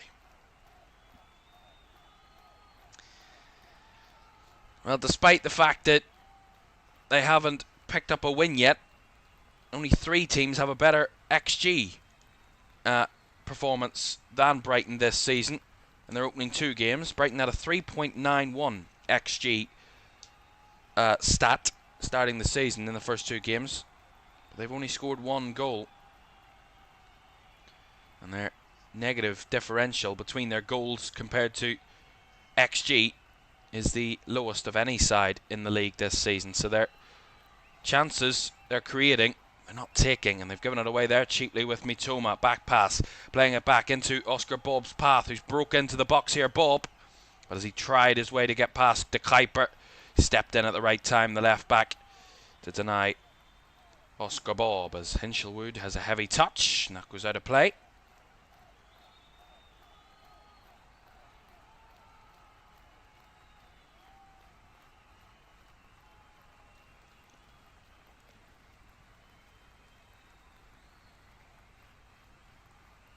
Stones to Kusanov. Nice hold-up play there from Marmoush. He was under a bit of pressure, but he did well. Reinders reverses it to Bernardo Silva. Down the right-hand flank here to Mateus Nunes. Now Bernardo Silva. Nunes to Reinders. Keeping the ball moving are Manchester City. Brighton not as overly aggressive with their press, which is making it a little bit more of a chess match at this minute in time. Andy says Reinders has lost a little bit of impact that he had at the start of the season. He's playing deeper than last other games. Yeah, I agree. I think it's not that he's lost impact, it's maybe just that in the first game, he was a bit of an unknown factor against Wolves, and no one really knew what areas he would pick up. No one really knew where he would be targeting and where he would be playing, and it was kind of a little bit of an unknown, and as it always is in the opening weekend. But as the games go on, it will become a little bit harder, because teams will figure out a way of trying to close him down and to keep him isolated. So far today, he's not done a bad job at working into space and trying to link things up, but just so happens that on the opening day it was so much in his favour that it's kind of brought him all that attention. Whereas here he's gone a little bit under the radar, but he's still done a lot of good work for Manchester City in the midfield at progressing the ball and also using his quality to try and link things up. Here's Caoimhan for Brighton. The Kuiper. Ooh, Baleba almost fell over the ball there. Back to Dunk it comes. Just look a little bit awkward at times, Brighton today. Haven't had a pass in the final third in the second half. And here's a nice switch ball. That might just change here in a moment. Caoimhan down the left-hand side. Chops onto his right foot, rolls it back to Diego Gomez, who got the bounce of the ball. The Kuiper, shoved over by Bernardo Silva. And that's going to be a free kick to Brighton, which Bernardo Silva protests, but the referee does give the free kick the way of the home team. Well, since losing 5-1 at Arsenal in February, Manchester City have conceded just 1 goal in 7 away Premier League matches, keeping 5 clean sheets in a row. Only 4 sides have kept 6 in a row. Most recently Arsenal in the 23-24 campaign between February and April of that season. And City have never had 6 consecutive away clean sheets in the league in their history. They do it today. That will be a first for Manchester City. It's hard to make firsts for City. After so many years under Pep Guardiola, it's hard for there to be a first. Free kick here for Brighton. This will probably be is their best chance of the second half to try and threaten City defensively. It's Diego Gomez and Maxime de Kuiper who are over it. It's de Kuiper, left-footed, flicked on near post, and it's come off the chest of a Brighton player in Veltman and goes behind for a goal kick. It's almost like Brighton created the chance and defended the chance in one moment there.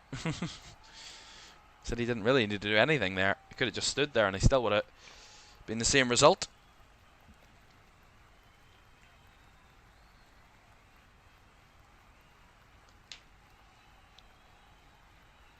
We'll get you team news from that 4:30 game in a moment, as the teams have just dropped this second, so we will get that to you. Remember, 4:30 kickoff at Anfield this afternoon. Liverpool against Arsenal at 4:30. As here come Brighton in behind. Gomez is going to put it in the net, but the whistle had already gone a good few seconds earlier. There was a foul on a City defender that's caused the referee Darren England to stop the game. But we'll see it again as Danny Welbeck plays it through. Gomez making the run in behind Kusanov, but he does just drag him down a little bit there. There's not massive contact, but it is a foul, in my opinion.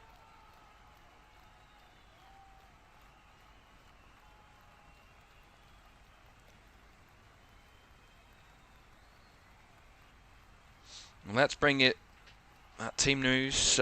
Hold on a second. A free kick here for Manchester City. The crowd are not happy that their team had been stopped in an attacking move there, but it did look like Diego Gomez inadvertently brought down Abdou Kadir Kusanov. We do have the teams for you from Anfield, and we can tell you that Liverpool are one change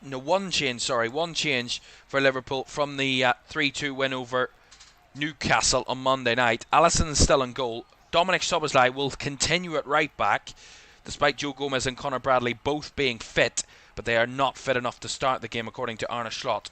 So that is Szoboszlai at right back, Konate and Van Dijk the centre-back partners, with Milos Kerkez continuing at left-back. The only change for Liverpool is Alexis McAllister is back in. He missed Newcastle game with a knock, so he's back in. Curtis Jones drops to the bench for Liverpool, and McAllister and Gravenberch in midfield, Florian Wirtz in the 10, Salah off the right, Gakpo off the left, and Ugo Ekitike through the middle. He scored 3 and 3 for Liverpool, Ekitike. For Arsenal, Raya in goal, Timber starts at right back, Saliba, Gabriel and Calafiori in defence. Zubimendi, Marino comes in for the injured Martin Odegaard alongside Declan Rice in midfield. Noni Madueke comes in on the right wing for the injured Bukayo Saka, and Martinelli off the left, and Victor Gyökeres leading the Arsenal line. So both sides with injuries going into that game. Here comes Oscar Bob for Manchester City. Dribbling his way through the box as a player down for Brighton, and they just about get enough to that to block Oscar Bob. And the referee is going to stop the game with that Brighton player down. It looks like it's Veltman is at the back post that is down. Yes, John Stones, Dominic Szoboszlai does start at right back for Liverpool today. He didn't do a bad job, I got to say, against Newcastle. They were targeting him quite a bit, but considering he isn't a right back, he did a pretty good job, Dominic Szoboszlai, and he starts there today. He will be tested, if not more than he was against Newcastle on Monday nights. But Liverpool are at home. That might be a different factor in the way that they play today. Yeah, it was just a bit of a collision between Erling Haaland and Veltman. There's nothing in it, if I'm honest. Veltman does go down, but it's not a foul, or it's not a unfair challenge by Erling Haaland whatsoever. Just an off-the-ball collision, really. 58 minutes approaching here at the Amex Stadium. It is still Manchester City who lead by that goal to nil, but I dare to say it's been a little bit of a more even affair in the second half. City have had a lot of possession, but neither side have really tested either goalkeeper as of yet. So maybe Brighton's ability just to step off a little bit more than they were in the first half has kind of given them that a bit more solidity. Nunes. Bernardo Silva. Ball back to Bernardo Silva. Reverses it. Bit forced there from Silva, but the pressure from City on the ball will win Brighton a throw-in down the left-hand side. And a quadruple change. A new quartet for Fabian Hürzeler and his team. Brian Gruda, Yasin Ayari, Jorginho Rutter and James Milner are the four that are waiting to come on. Here's Reinders through ball. Bob was threatening. Nice work from Verbruggen to spot it and to grab it for Brighton. It's a whole host of changes coming for the home side shortly. Here they come down the right-hand side. A challenge there. Well, one off Minta by Ait Nuri. And now it's through the lines here with Haaland. A little deeper. Finding Marmoush on the run. Marmoush pokes it across. Bob throws a leg at it, but he just can't get enough contact to keep it in the confines of the goal. And it goes wide for a goal kick. That was good work from the front three there. Haaland dropping deeper, lays it off for Marmoush. Marmoush bricks with a man in Van Hecke, feeds it round the corner in behind the Brighton defence. And it's Oscar Bob that was stretching. He gets a left foot to it, but he doesn't get his feet right to try and have a real clear shot at goal. And that goes behind for a goal kick. That was a near miss. And here come the host of substitutions for Brighton. 4 in total. We'll get the full details of all of them for you in a moment when I can. It's a whole kind of rigmarole at the minute. Players coming off, players coming on. Not used to 4 substitutions, but they're going to make 4 in one go here. It's needs must for Fabian Hürzeler. Obviously feels that his side will benefit from these subs. Well, I gotta say, the 2 o'clock games couldn't be more different. It is sunshine and clear skies here in Brighton and Hove. It is absolutely lashing it down in Nottingham between Forest and West Ham. There's not a goal between those two sides. A really poor quality game, you gotta say there. And with those Brighton changes, they will want to change their affairs here, having not scored from open play this season. Cross there from the left from City. Ait Nuri blocked and cleared away, and now Brighton with fresh legs want to spring a counter. Here comes Mitoma. It's a 4-on-3 here. Mitoma rolls it through for the man only off the bench. Shot! Good save from Trafford. Got to it. And it was Yankuba Minta with the effort. Well denied by James Trafford. Fabulous from Mitoma. Does really well. He comes inside. He allows that through ball to Yankuba Minta, who makes that run in behind. He has that shot with the left foot. Really good effort. And it's good save by James Trafford to punch it over the crossbar. But look at that. Instant impact. And funnily enough, it wasn't actually any of the subs that made an impact there. It was the two players. They've been on from minute one in Kaoru Mitoma and Yankuba Minta. Corner to Brighton, left-hand side then. Is this going to be the re-energising of the Seagulls? Right-footed delivery from the corner. Flicked away at the near post by Marmouche. Back in from Mitoma. Away again by City Kusanov this time. Good header won by Milner. And of course, the ball goes out of play. It will be a Brighton throw down that right-hand side. Well, one thing I want to mention about James Milner, it's the first time I've commentated on him this season, and I've got to say, what a great gesture. He changed his squad number and his shirt number at Brighton this season. Put the number 20 on his shirt. Of course, former teammate Diogo Jota, who lost his life this summer. James Milner changing his shirt number in respect of what a great player Diogo Jota was and what a great teammate he feels he was to him. So a great gesture from a class act in James Milner. I just had to mention that before we continue with the football. That's a very late challenge by Kusanov. He's very lucky here if he comes away with nothing. It's going to be a card. They're calling for off by the crowd. What colour is it going to be? It's just going to be yellow from the referee. And Abdul Kadir Kusanov has shown a yellow. We'll see this again. It's a Yari that lays it off, or it's Ruter, sorry, that battles for it. It's Gruda that gets in the mix. It's Ruter that lays it off to Minta. And it's a late lunge from Abdul Kadir Kusanov. See it again. It's definitely a yellow. It's not a red, but it's a dangerous one. It's definitely a yellow. Of course, the Brighton bench are wanting a red, but it's not a red card. He doesn't lead with the studs, and he certainly doesn't catch the man high, so it's just a late lunge. It's definitely a yellow card on a free kick. Right. Brighton have seemingly looked energised, more up for it now in the last few minutes. Free kick here on this right side. Bodies in and around the box, including the two centre-backs. In Van Hecke and Dunk. Right-footed fizz free kick across the box. It's Dunk. Calls a handball. Referee is going to give a penalty. Penalty to Brighton. It comes off the hand of Mateus Nunes. Dunk tried to take the shot. It blocked by Nunes' hand. And it is a penalty to Brighton. A few minutes of momentum has sent Brighton battling right back in this game. We'll see it again. I mean, yeah. It's as clear as day. Dunk takes it on the half volley. Nunes, I don't know what he's doing with his arm. He's got it up in the air, high in the air, trying to block his face, but his arm is up and here. It's definitely a handball. It's the most clear handball I've seen. There was a question of whether there was a foul in the build-up with Bernardo Silva seen off the ball by Lewis Dunk, but I think that was just a fair challenge in my opinion. And I'm going to say the decision of referee Darren England I don't think will be overturned here by Paul Tierney, who's in the VAR booth with Nick Greenhalgh.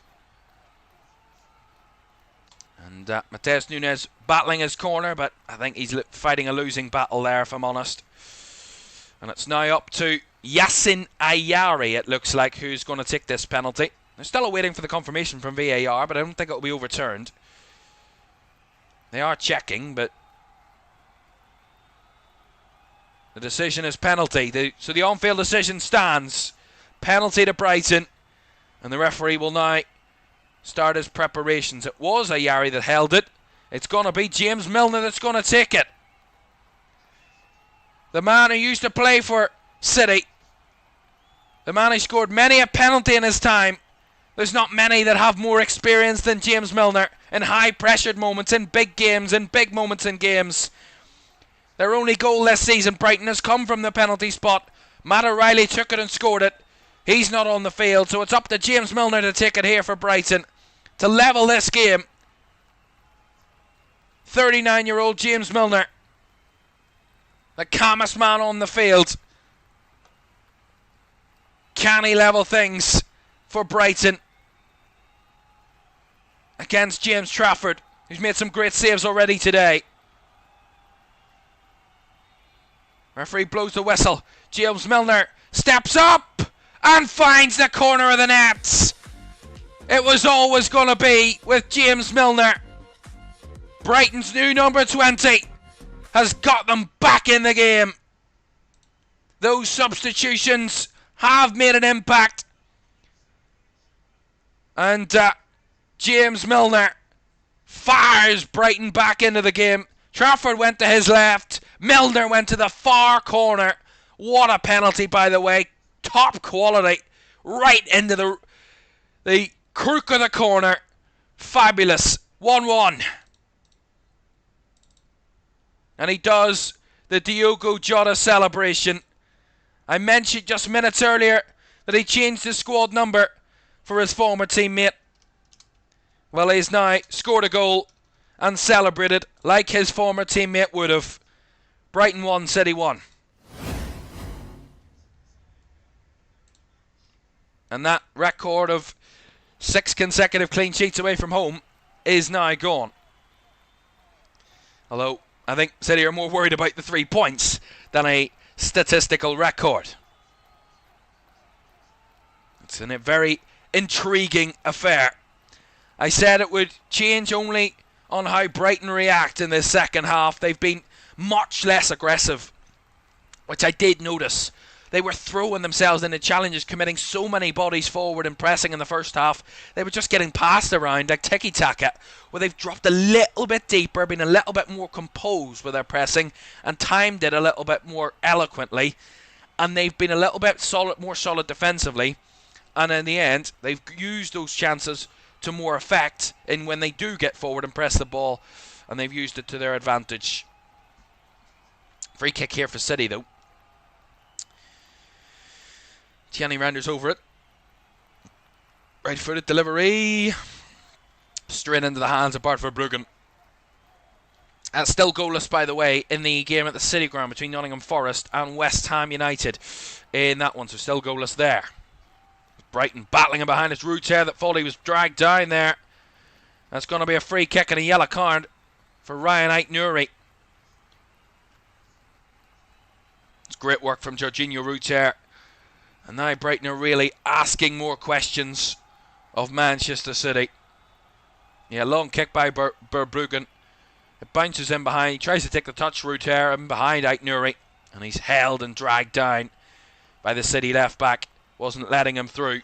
And it's going to be a yellow card and a free kick to the home side. And Ryan Aït-Nouri in the book for the first time this season.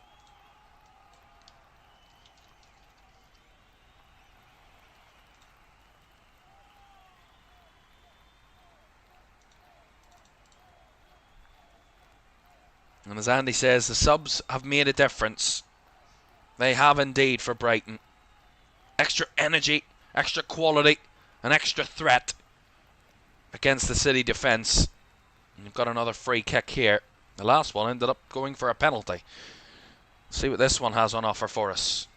Right-footed delivery into the box. Just a little bit too high on that one. And that will bounce behind for a City goal kick. Milner with the delivery on that occasion. Yeah, we see the handball one again. He knows right away, Matheus Nunes. He has his arm in the air, and then as it hits him, he goes like that right away. He knows it's a penalty, and that it was.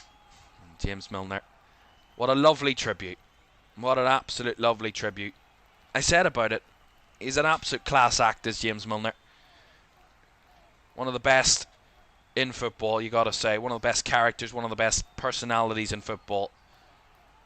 Just a top player and a top man as well.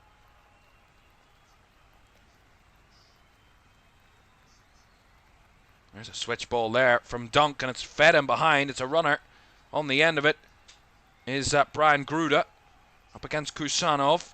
Lays it off nicely to Yankuba Minta, who megs the man, and Minta's into the box. Minta! Goes wide. That was going, but it didn't quite catch the net, and it goes wide. But much better from Brighton. Brian Gruda holds it up well. Lovely from Yankuba Minta.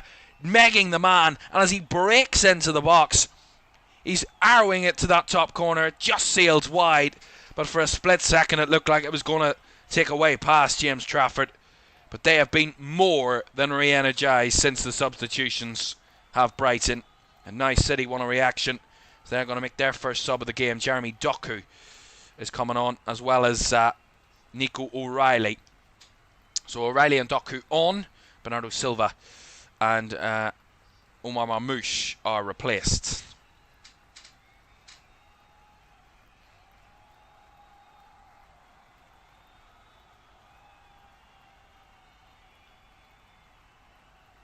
Thanks for the update again, Andy, on that other game this evening. We've not had much updates to give you from the City ground today. It's been a really poor affair, if I'm honest. There's been more shots in the second half, more in the way of Nottingham Forest. They've come into the game more, but it is still goalless between those two sides in Forest and West Ham at the City ground at this minute in time. Around about 13, 14 minutes to go there in that one. Real English says, the luck I've been having in FPL is one of the record books. Last week, tons of injuries, and this week, Cherky injured, Ait Nuri yellow card now, and Ndoye didn't even get 60 minutes. I think I've banked everything on the Liverpool-Arsenal game being a very good game a little later, because I've put a lot of a attacking approach to that one a little later. Mine is not going well either, at all, and I had Ryan Cherky in my team as well, so yeah, it's not going well. But more to come, more to come, more to come. Here come Brighton into the edge of the box here. Bricking goes down. Wanting a foul off Kusanov. Not going to get it that time. That's not a foul. O'Reilly to Doku. The two City subs trying to encourage Manchester City back into the game and try and get them something on the road here. And maybe a 3 points. Well, the referee's going to have to stop the game as the Brighton player, I think it was Brian Gruder, was it, that went down. It was. Yeah, see it here. Nah, they just kind of collide. Don't think that's a penalty. It's very soft if it is, if I'm honest.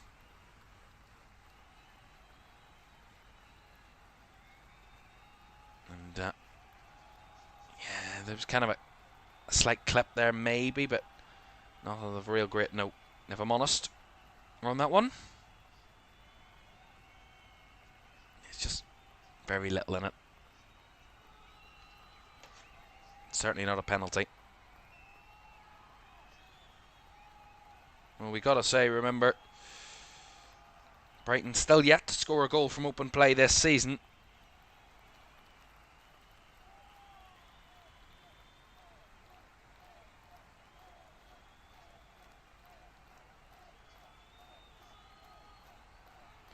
With 15 or 16 minutes to go here, it is Brighton with all the momentum.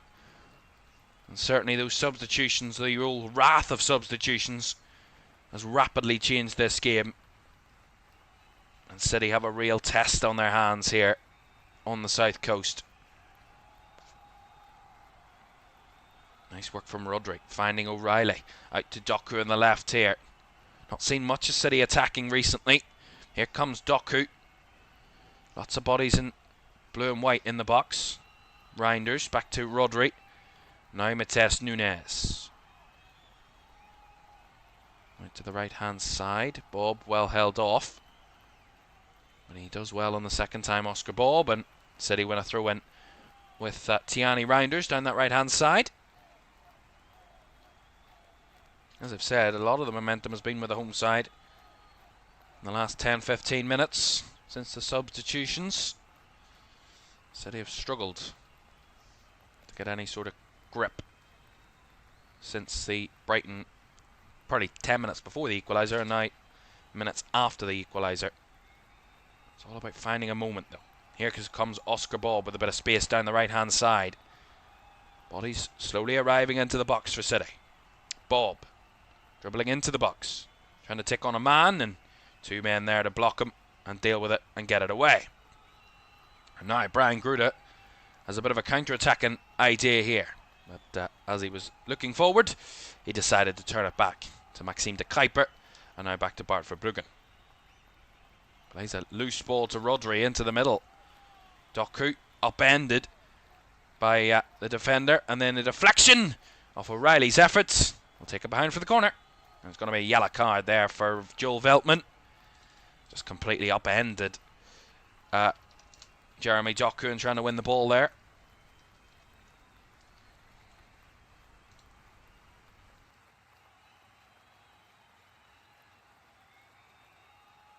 Apologies about that. I had to sneeze there and I lost my headset in the process. Corner to Manchester City, left-hand side.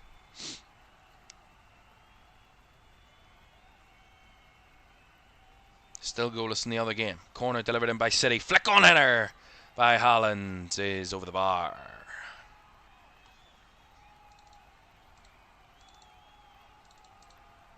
Flick ball in behind. Trafford connects it well to send it flying away the way it came.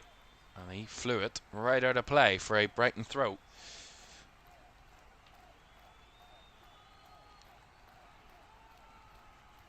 And he says, yes, Milner, any team he's played for, Newcastle, Villa, Liverpool, Brighton, we all love or highly respect him. He's a Hall of Famer, if there was such a thing in football. He will go into the Premier League Hall of Fame. There is a Premier League Hall of Fame. He will go into that eventually. I mean, he's up there for, I think he's still the second most appearances in Premier League history.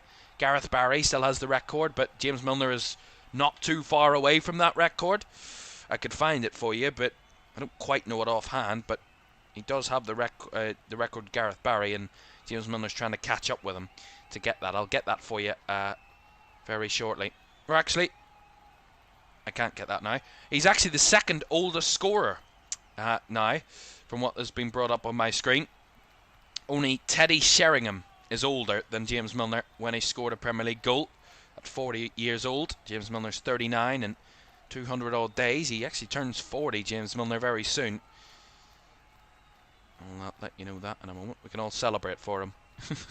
James Milner, he turns 40 in January. Which at that age, to be playing at Premier League level, at the top level of Premier League football, is quite remarkable. And to be making an impact at that age is just sensational from James Milner. It's going to be a free kick here to Brighton. On the right-hand side, well, they take it quickly, and it's kind of caught City napping a little bit here. Here's Ruter. Nice little arrowed ball to find Mitoma. Mitoma trying to work out an angle. Blocked there by Mateus Nunes. This time by the right part of his body. Yasin Ayari to Dunk. Across to Van Hecke. I gotta say, they've seen a real uptick in performance, Brighton, since those subs. And it will give a lot of thinking for Fabian Hürzeler going into the international break about what his side will look like at the other end of it. They head to Bournemouth. A quick trip across the south coast to Bournemouth on the Saturday after the international break, and then they've two games against London opponents. Tottenham at home the week after, and then a trip to Chelsea to end September. For Manchester City, their Champions League campaign gets underway after the international break as well. So more football for them. They have the Manchester Derby at the Etihad when they return on the 14th of September, and then a midweek hosting of Napoli, the Italian champions. That is on the midweek after, before they head to Arsenal. That is a torrid week for Manchester City after the international break. United followed by Napoli, followed by a trip to Arsenal. Some tough games there coming up for City. We'll talk a bit more about their Champions League campaign coming up very shortly. 10 minutes to go here. Still 1-1. Here comes City down the right-hand side. It's Oscar Bob trying to hold it up. Puts it in behind. We have a goal I can tell you about at the City ground. It's been a dead rubber game, but it is the visitors that break the deadlock. And it is their star man, Jared Bowen, that finds the corner. And is there some positivity for West Ham United?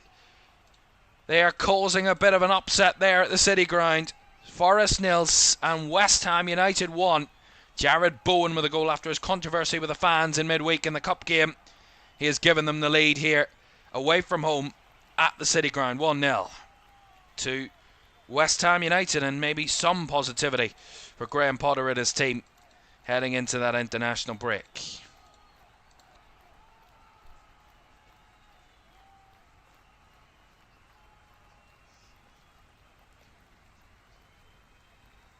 Long ball in behind there from City, but it's brought down by Van Hecke.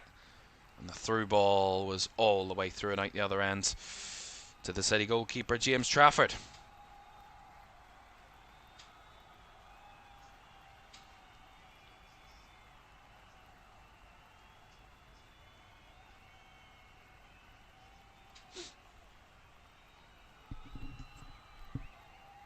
Here comes Tiani Reinders. Challenged there by the backtracking Kaoru Mitoma and Maxime de Kuiper.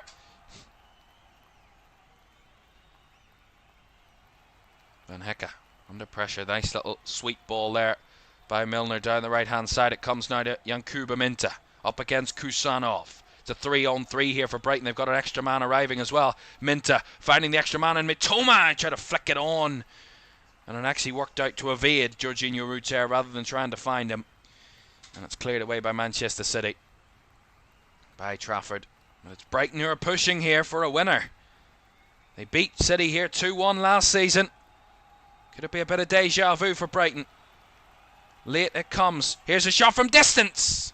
Straight down the throat of James Trafford by Brian Gruda. Given the space on the edge of the box. Nice through ball there played by Yari on the turn, and then he has the shot across goal. Brian Gruda. It's a decent catch though, a decent grab from Trafford. Right, there's a issue here for Abdul Kadir Kusanov, who's gone down for Manchester City. They already have some injury issues, do the visitors here today. No Vardiol, no Savinho, no Kovacic, no Phillips as well. They do have Ruben Dias and Nathan Ake and Manuel Akanji on the bench, so they've got a ample opportunity, an ample number of centre-backs to replace him if he needs that sort of action. We will actually, in a moment, take a quick look at Manchester City's Champions League campaign to come. Now, we will actually take this opportunity to do that for you. So Manchester City, as I said, they host Napoli on match day 1, which is not an easy game. That's on Thursday, the 18th of September. Then, on match day 2, they go away to Monaco on the 1st of October. City are making a change here, by the way. Then, match day 3, they have a trip to Villarreal on the 21st of October.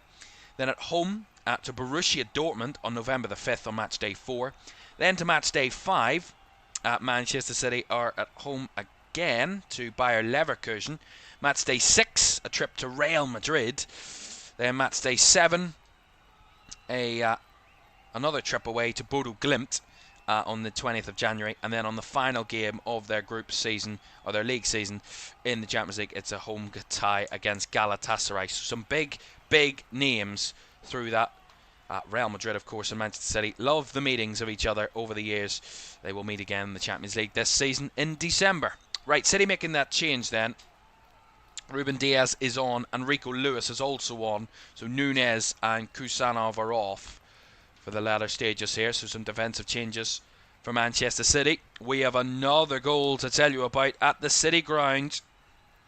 It's gone from bad to worse for Nottingham Forest. It is now 2-0 to West Ham United. Lucas Paquetá from the penalty spot steps up, left-footed, rolls it past the Forest keeper, and it is now 2-0 to West Ham United, and they will be heading into the international break with a lot of positivity. 2-0 to West Ham. He's been talked about possibly moving away from West Ham, has Lucas Paquetá, but while he's there, he scored 2 of their 3 goals they've scored this season now. Lucas Paquetá.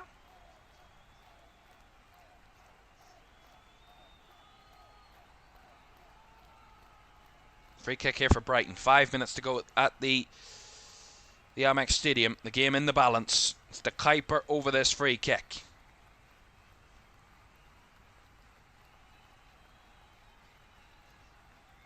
Let's see what's going on then. The referee was going to allow them to take the free kick, but there was a bit of pushing and shoving in there that the referee has to keep a close eye on for the moment.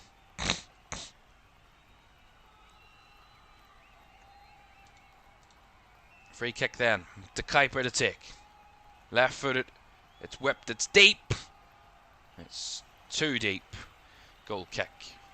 He tried his very best, I think, Kuba Mint around the back to keep it in play, but it had just gone across the byline. Goal kick. And he says, we might have a very erratic relegation battle this season. Early predictions for what's happening at the minute. Who's not got a point on the board yet? Anyone? Yes, Wolves are the only team to have not got a point on the board from their first 3 league games. Villa have only 1 point. Brighton at this stage would have 2 points, along with Fulham and Newcastle. And Palace have still to play. They have 2 points. So a lot of teams in and around the mix at the bottom there. Here's Mitoma, and here's a swiped effort from Gruda. Blocked by Ruben Diaz. Will be a throw into Brighton. They really feel it. They can feel it. Yes, good job. I'm doing the Liverpool-Arsenal commentary very shortly. That's a 4:30 kickoff, around about 45 minutes for that one here on LFS, as Brighton win a corner. Down the right-hand side, off Jorginho Rutter, battling for that one. And he gets a corner. A late push here from Brighton. They were the victims of a late goal to deny them 3 points against Fulham on match day 1. They want to be the ones that score that late goal to steal the points from Manchester City. Corner on the right side. City with everybody back. Another goal at the City ground. It's even better for West Ham. It's now 3-0. Callum Wilson. We'll get to that in a moment. Right, left-footed delivery from the corner. But around the back by Duncan's in the mix. Oh, what a save by Trafford. What an unbelievable grab. And the catch is made. Oh my goodness, what a save. That is unbelievable from James Trafford. It could have been 2-1 to Brighton. But it was like the Maradona hand of God. It came out of nowhere. And he palmed it away. Flapped it away. Dunk kept it alive. It was in the mix. It was brought down from Van Hecke. He had an effort. It deflected. And up in the air, Trafford has to make an unbelievable save to deny Brighton a possible winner. That will only embroil Brighton in their attacking play. And here they come again. Look at the chance. The man's run through in behind. Here's a chance, 1-on-1. Round the goalkeeper. It's 2-1. Brighton have turned it around. And it is, Brian Gruda who's rounded the keeper. He's sent the defender too. And it's Brighton 2, Manchester City 1. The crowd go absolutely wild at the Amex. They were the victims of a late goal in their last home game. Well, I said they want to turn that into a moment for themselves here. And Brian Gruda, not a surprise that 2 of their 4 subs they've made are the 2 that find the goal to turn this game around for Brighton. Again, City open as you like at the back. I don't know what they're doing, why they're so open. Men being dragged out of position. They don't win their 50-50s. Rutter holds it up beautifully. The through ball is fantastic. And Brian Gruda, the composure to wait for the keeper to make a dive, to wait for the defender to scrap at it. And Diaz, and he just rounds them both and fires into the back of the City net. Fabian Hürzeler punching the air in celebration. The crowd and the bench go wild. And what a story for Brighton. Incredible. The subs making an impact, as we said. And Brighton have turned the tables on this one on the South Coast. Brighton and Hove Albion 2, Manchester City 1. And if we surpass the 90, we will have 7 more minutes in this game for City to try and rescue a result. 7 minutes. As the ball is still for contention here, as it's going to roll out, but it's going to come off the City man, I think. It's actually come off Mitoma, according to the officials. Throw into City. Well, look at this. The City bench are in pure confusion as to how this has gone against them. And that was the difference.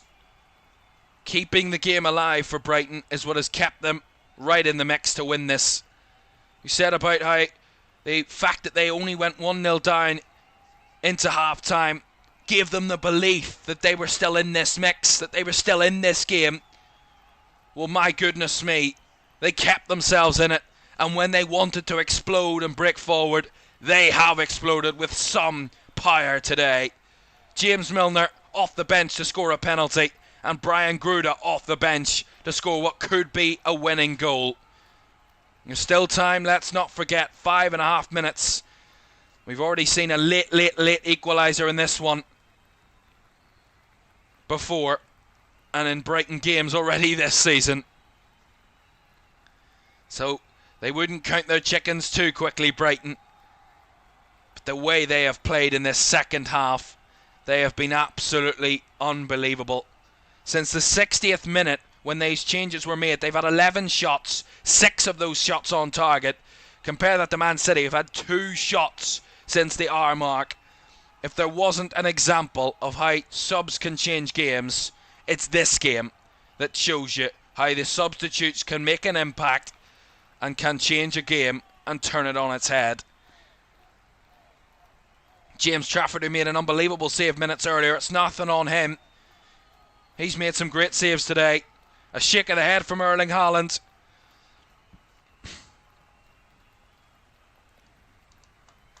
James Trafford, who's had an unbelievable day, he's made 5 saves this afternoon, and probably had the best save of one of the best saves of the season so far.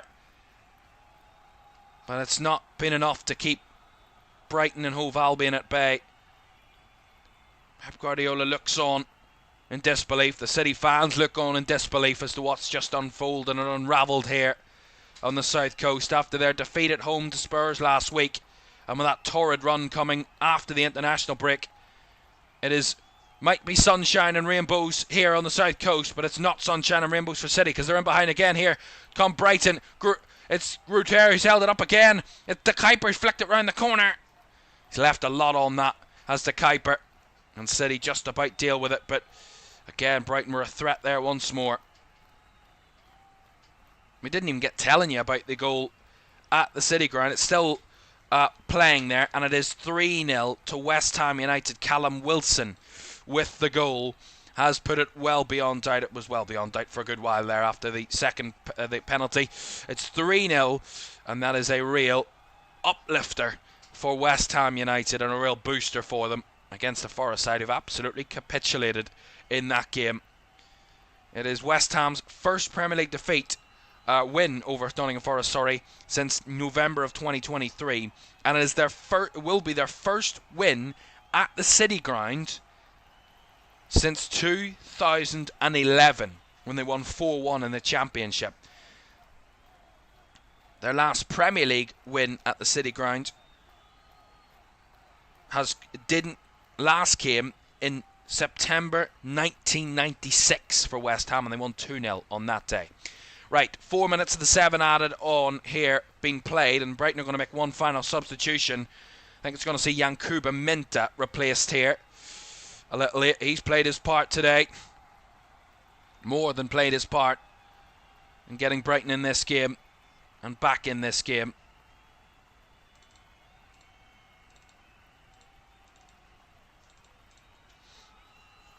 And Yankuba Minta does really well, and Diego Coppola, the Italian, is coming on for the final few minutes. And he says this will uplift Brighton going into the break. It certainly will. It certainly will.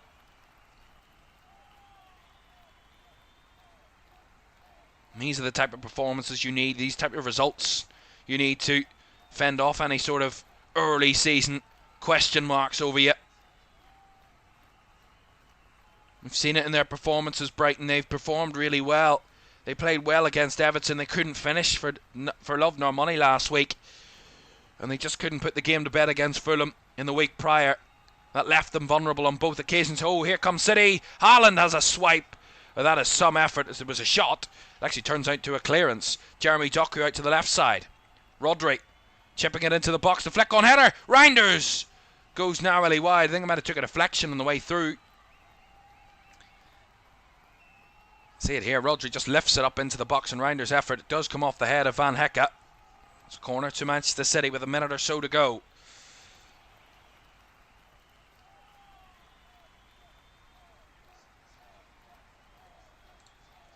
And actually, he's not got the corner there. That was definitely a corner, but they haven't given a corner. The officials, I don't know why, but they haven't given a corner. Goal kick.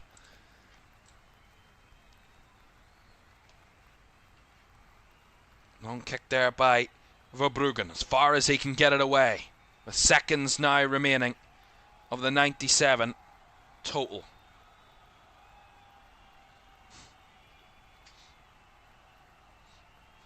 I completely agree with you there, Andy. It's the subs that deserve the credit here today for Brighton. They had looked really hopeless going forward in the first 45, in a rare moment or two, but even in the first 15 minutes of the second half, they looked a little bit sloppy.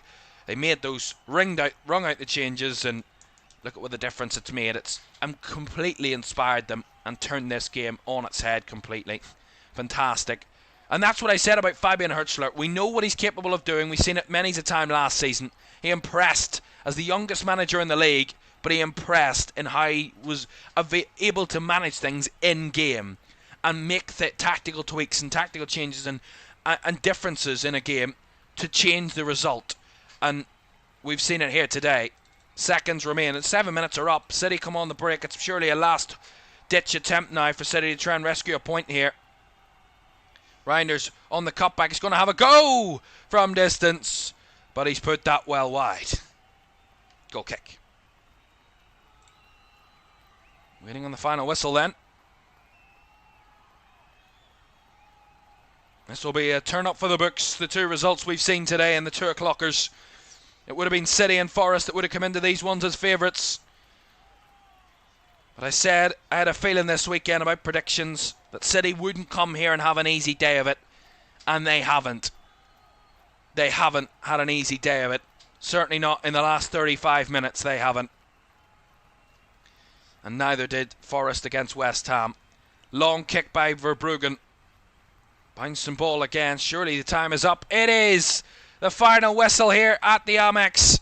And it is all 3 points for Brighton. It is on 2 occasions in a row at home in the Premier League. They have beaten City by the exact same scoreline they beat them last season here. They have done the same again. It was inspired from the substitutes. James Milner, the former City player, came off the bench and scored a penalty to level the game.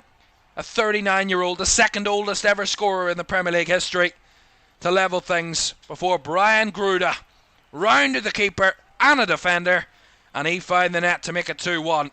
Fabian Hürzeler, take a bow. That was a tactical masterclass in making those subs, and it completely wrapped up City and turned this game on its head.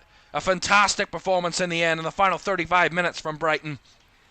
But it all came from the penalty incident. Milner scored it, and then Brian Gruda, after City were under the cosh laid on, he found the ultimate winner in the 89th minute to mean it was Brighton 2, Manchester City 1. That's our final score here in our first 2 o'clocker. In the other 2 o'clocker, it has finished Nottingham Forest 0, West Ham United 3. Who would have predicted that before kickoff today? I certainly didn't. And I don't even know what I predicted in that one. I think I predicted a Forest win. In the end, West Ham get their first points of the season, and a big 3 points indeed for Graham Potter in a must win game. And Brighton get their first 3 points of the season as well. They've had the performances, they just couldn't get the results over the line, and today they had both, and that is what gets them their first win of the season. A cracking for start to the Sunday afternoon game. I told you there'd be goals, 3 in each game. It's Nottingham Forest were the only side to not score so far this afternoon. But let's not forget what's coming up though. It's going to get even better, because we have a huge game on the way very shortly at Anfield. 30 minutes. Get yourself a drink, get yourself something quick to eat, a snack, before we are set up for a main course afternoon. We had our starters. We tested 2 different meals. Well, the main course, Liverpool and Arsenal, is on the way very shortly. Your Sunday dinner, 3-course action, is on the way very shortly. 1 down, 2 to go, and you can join us for both of those games very shortly. But thank you very much indeed for now for joining us. Brighton get the job done. They turn the table on Manchester City. A penalty and a late winner means it is City 2 defeats from their first 3 games. Brighton get their first win of the season. It was never going to be easy, but they have been packed away back up north, City, by the Seagulls. See you shortly.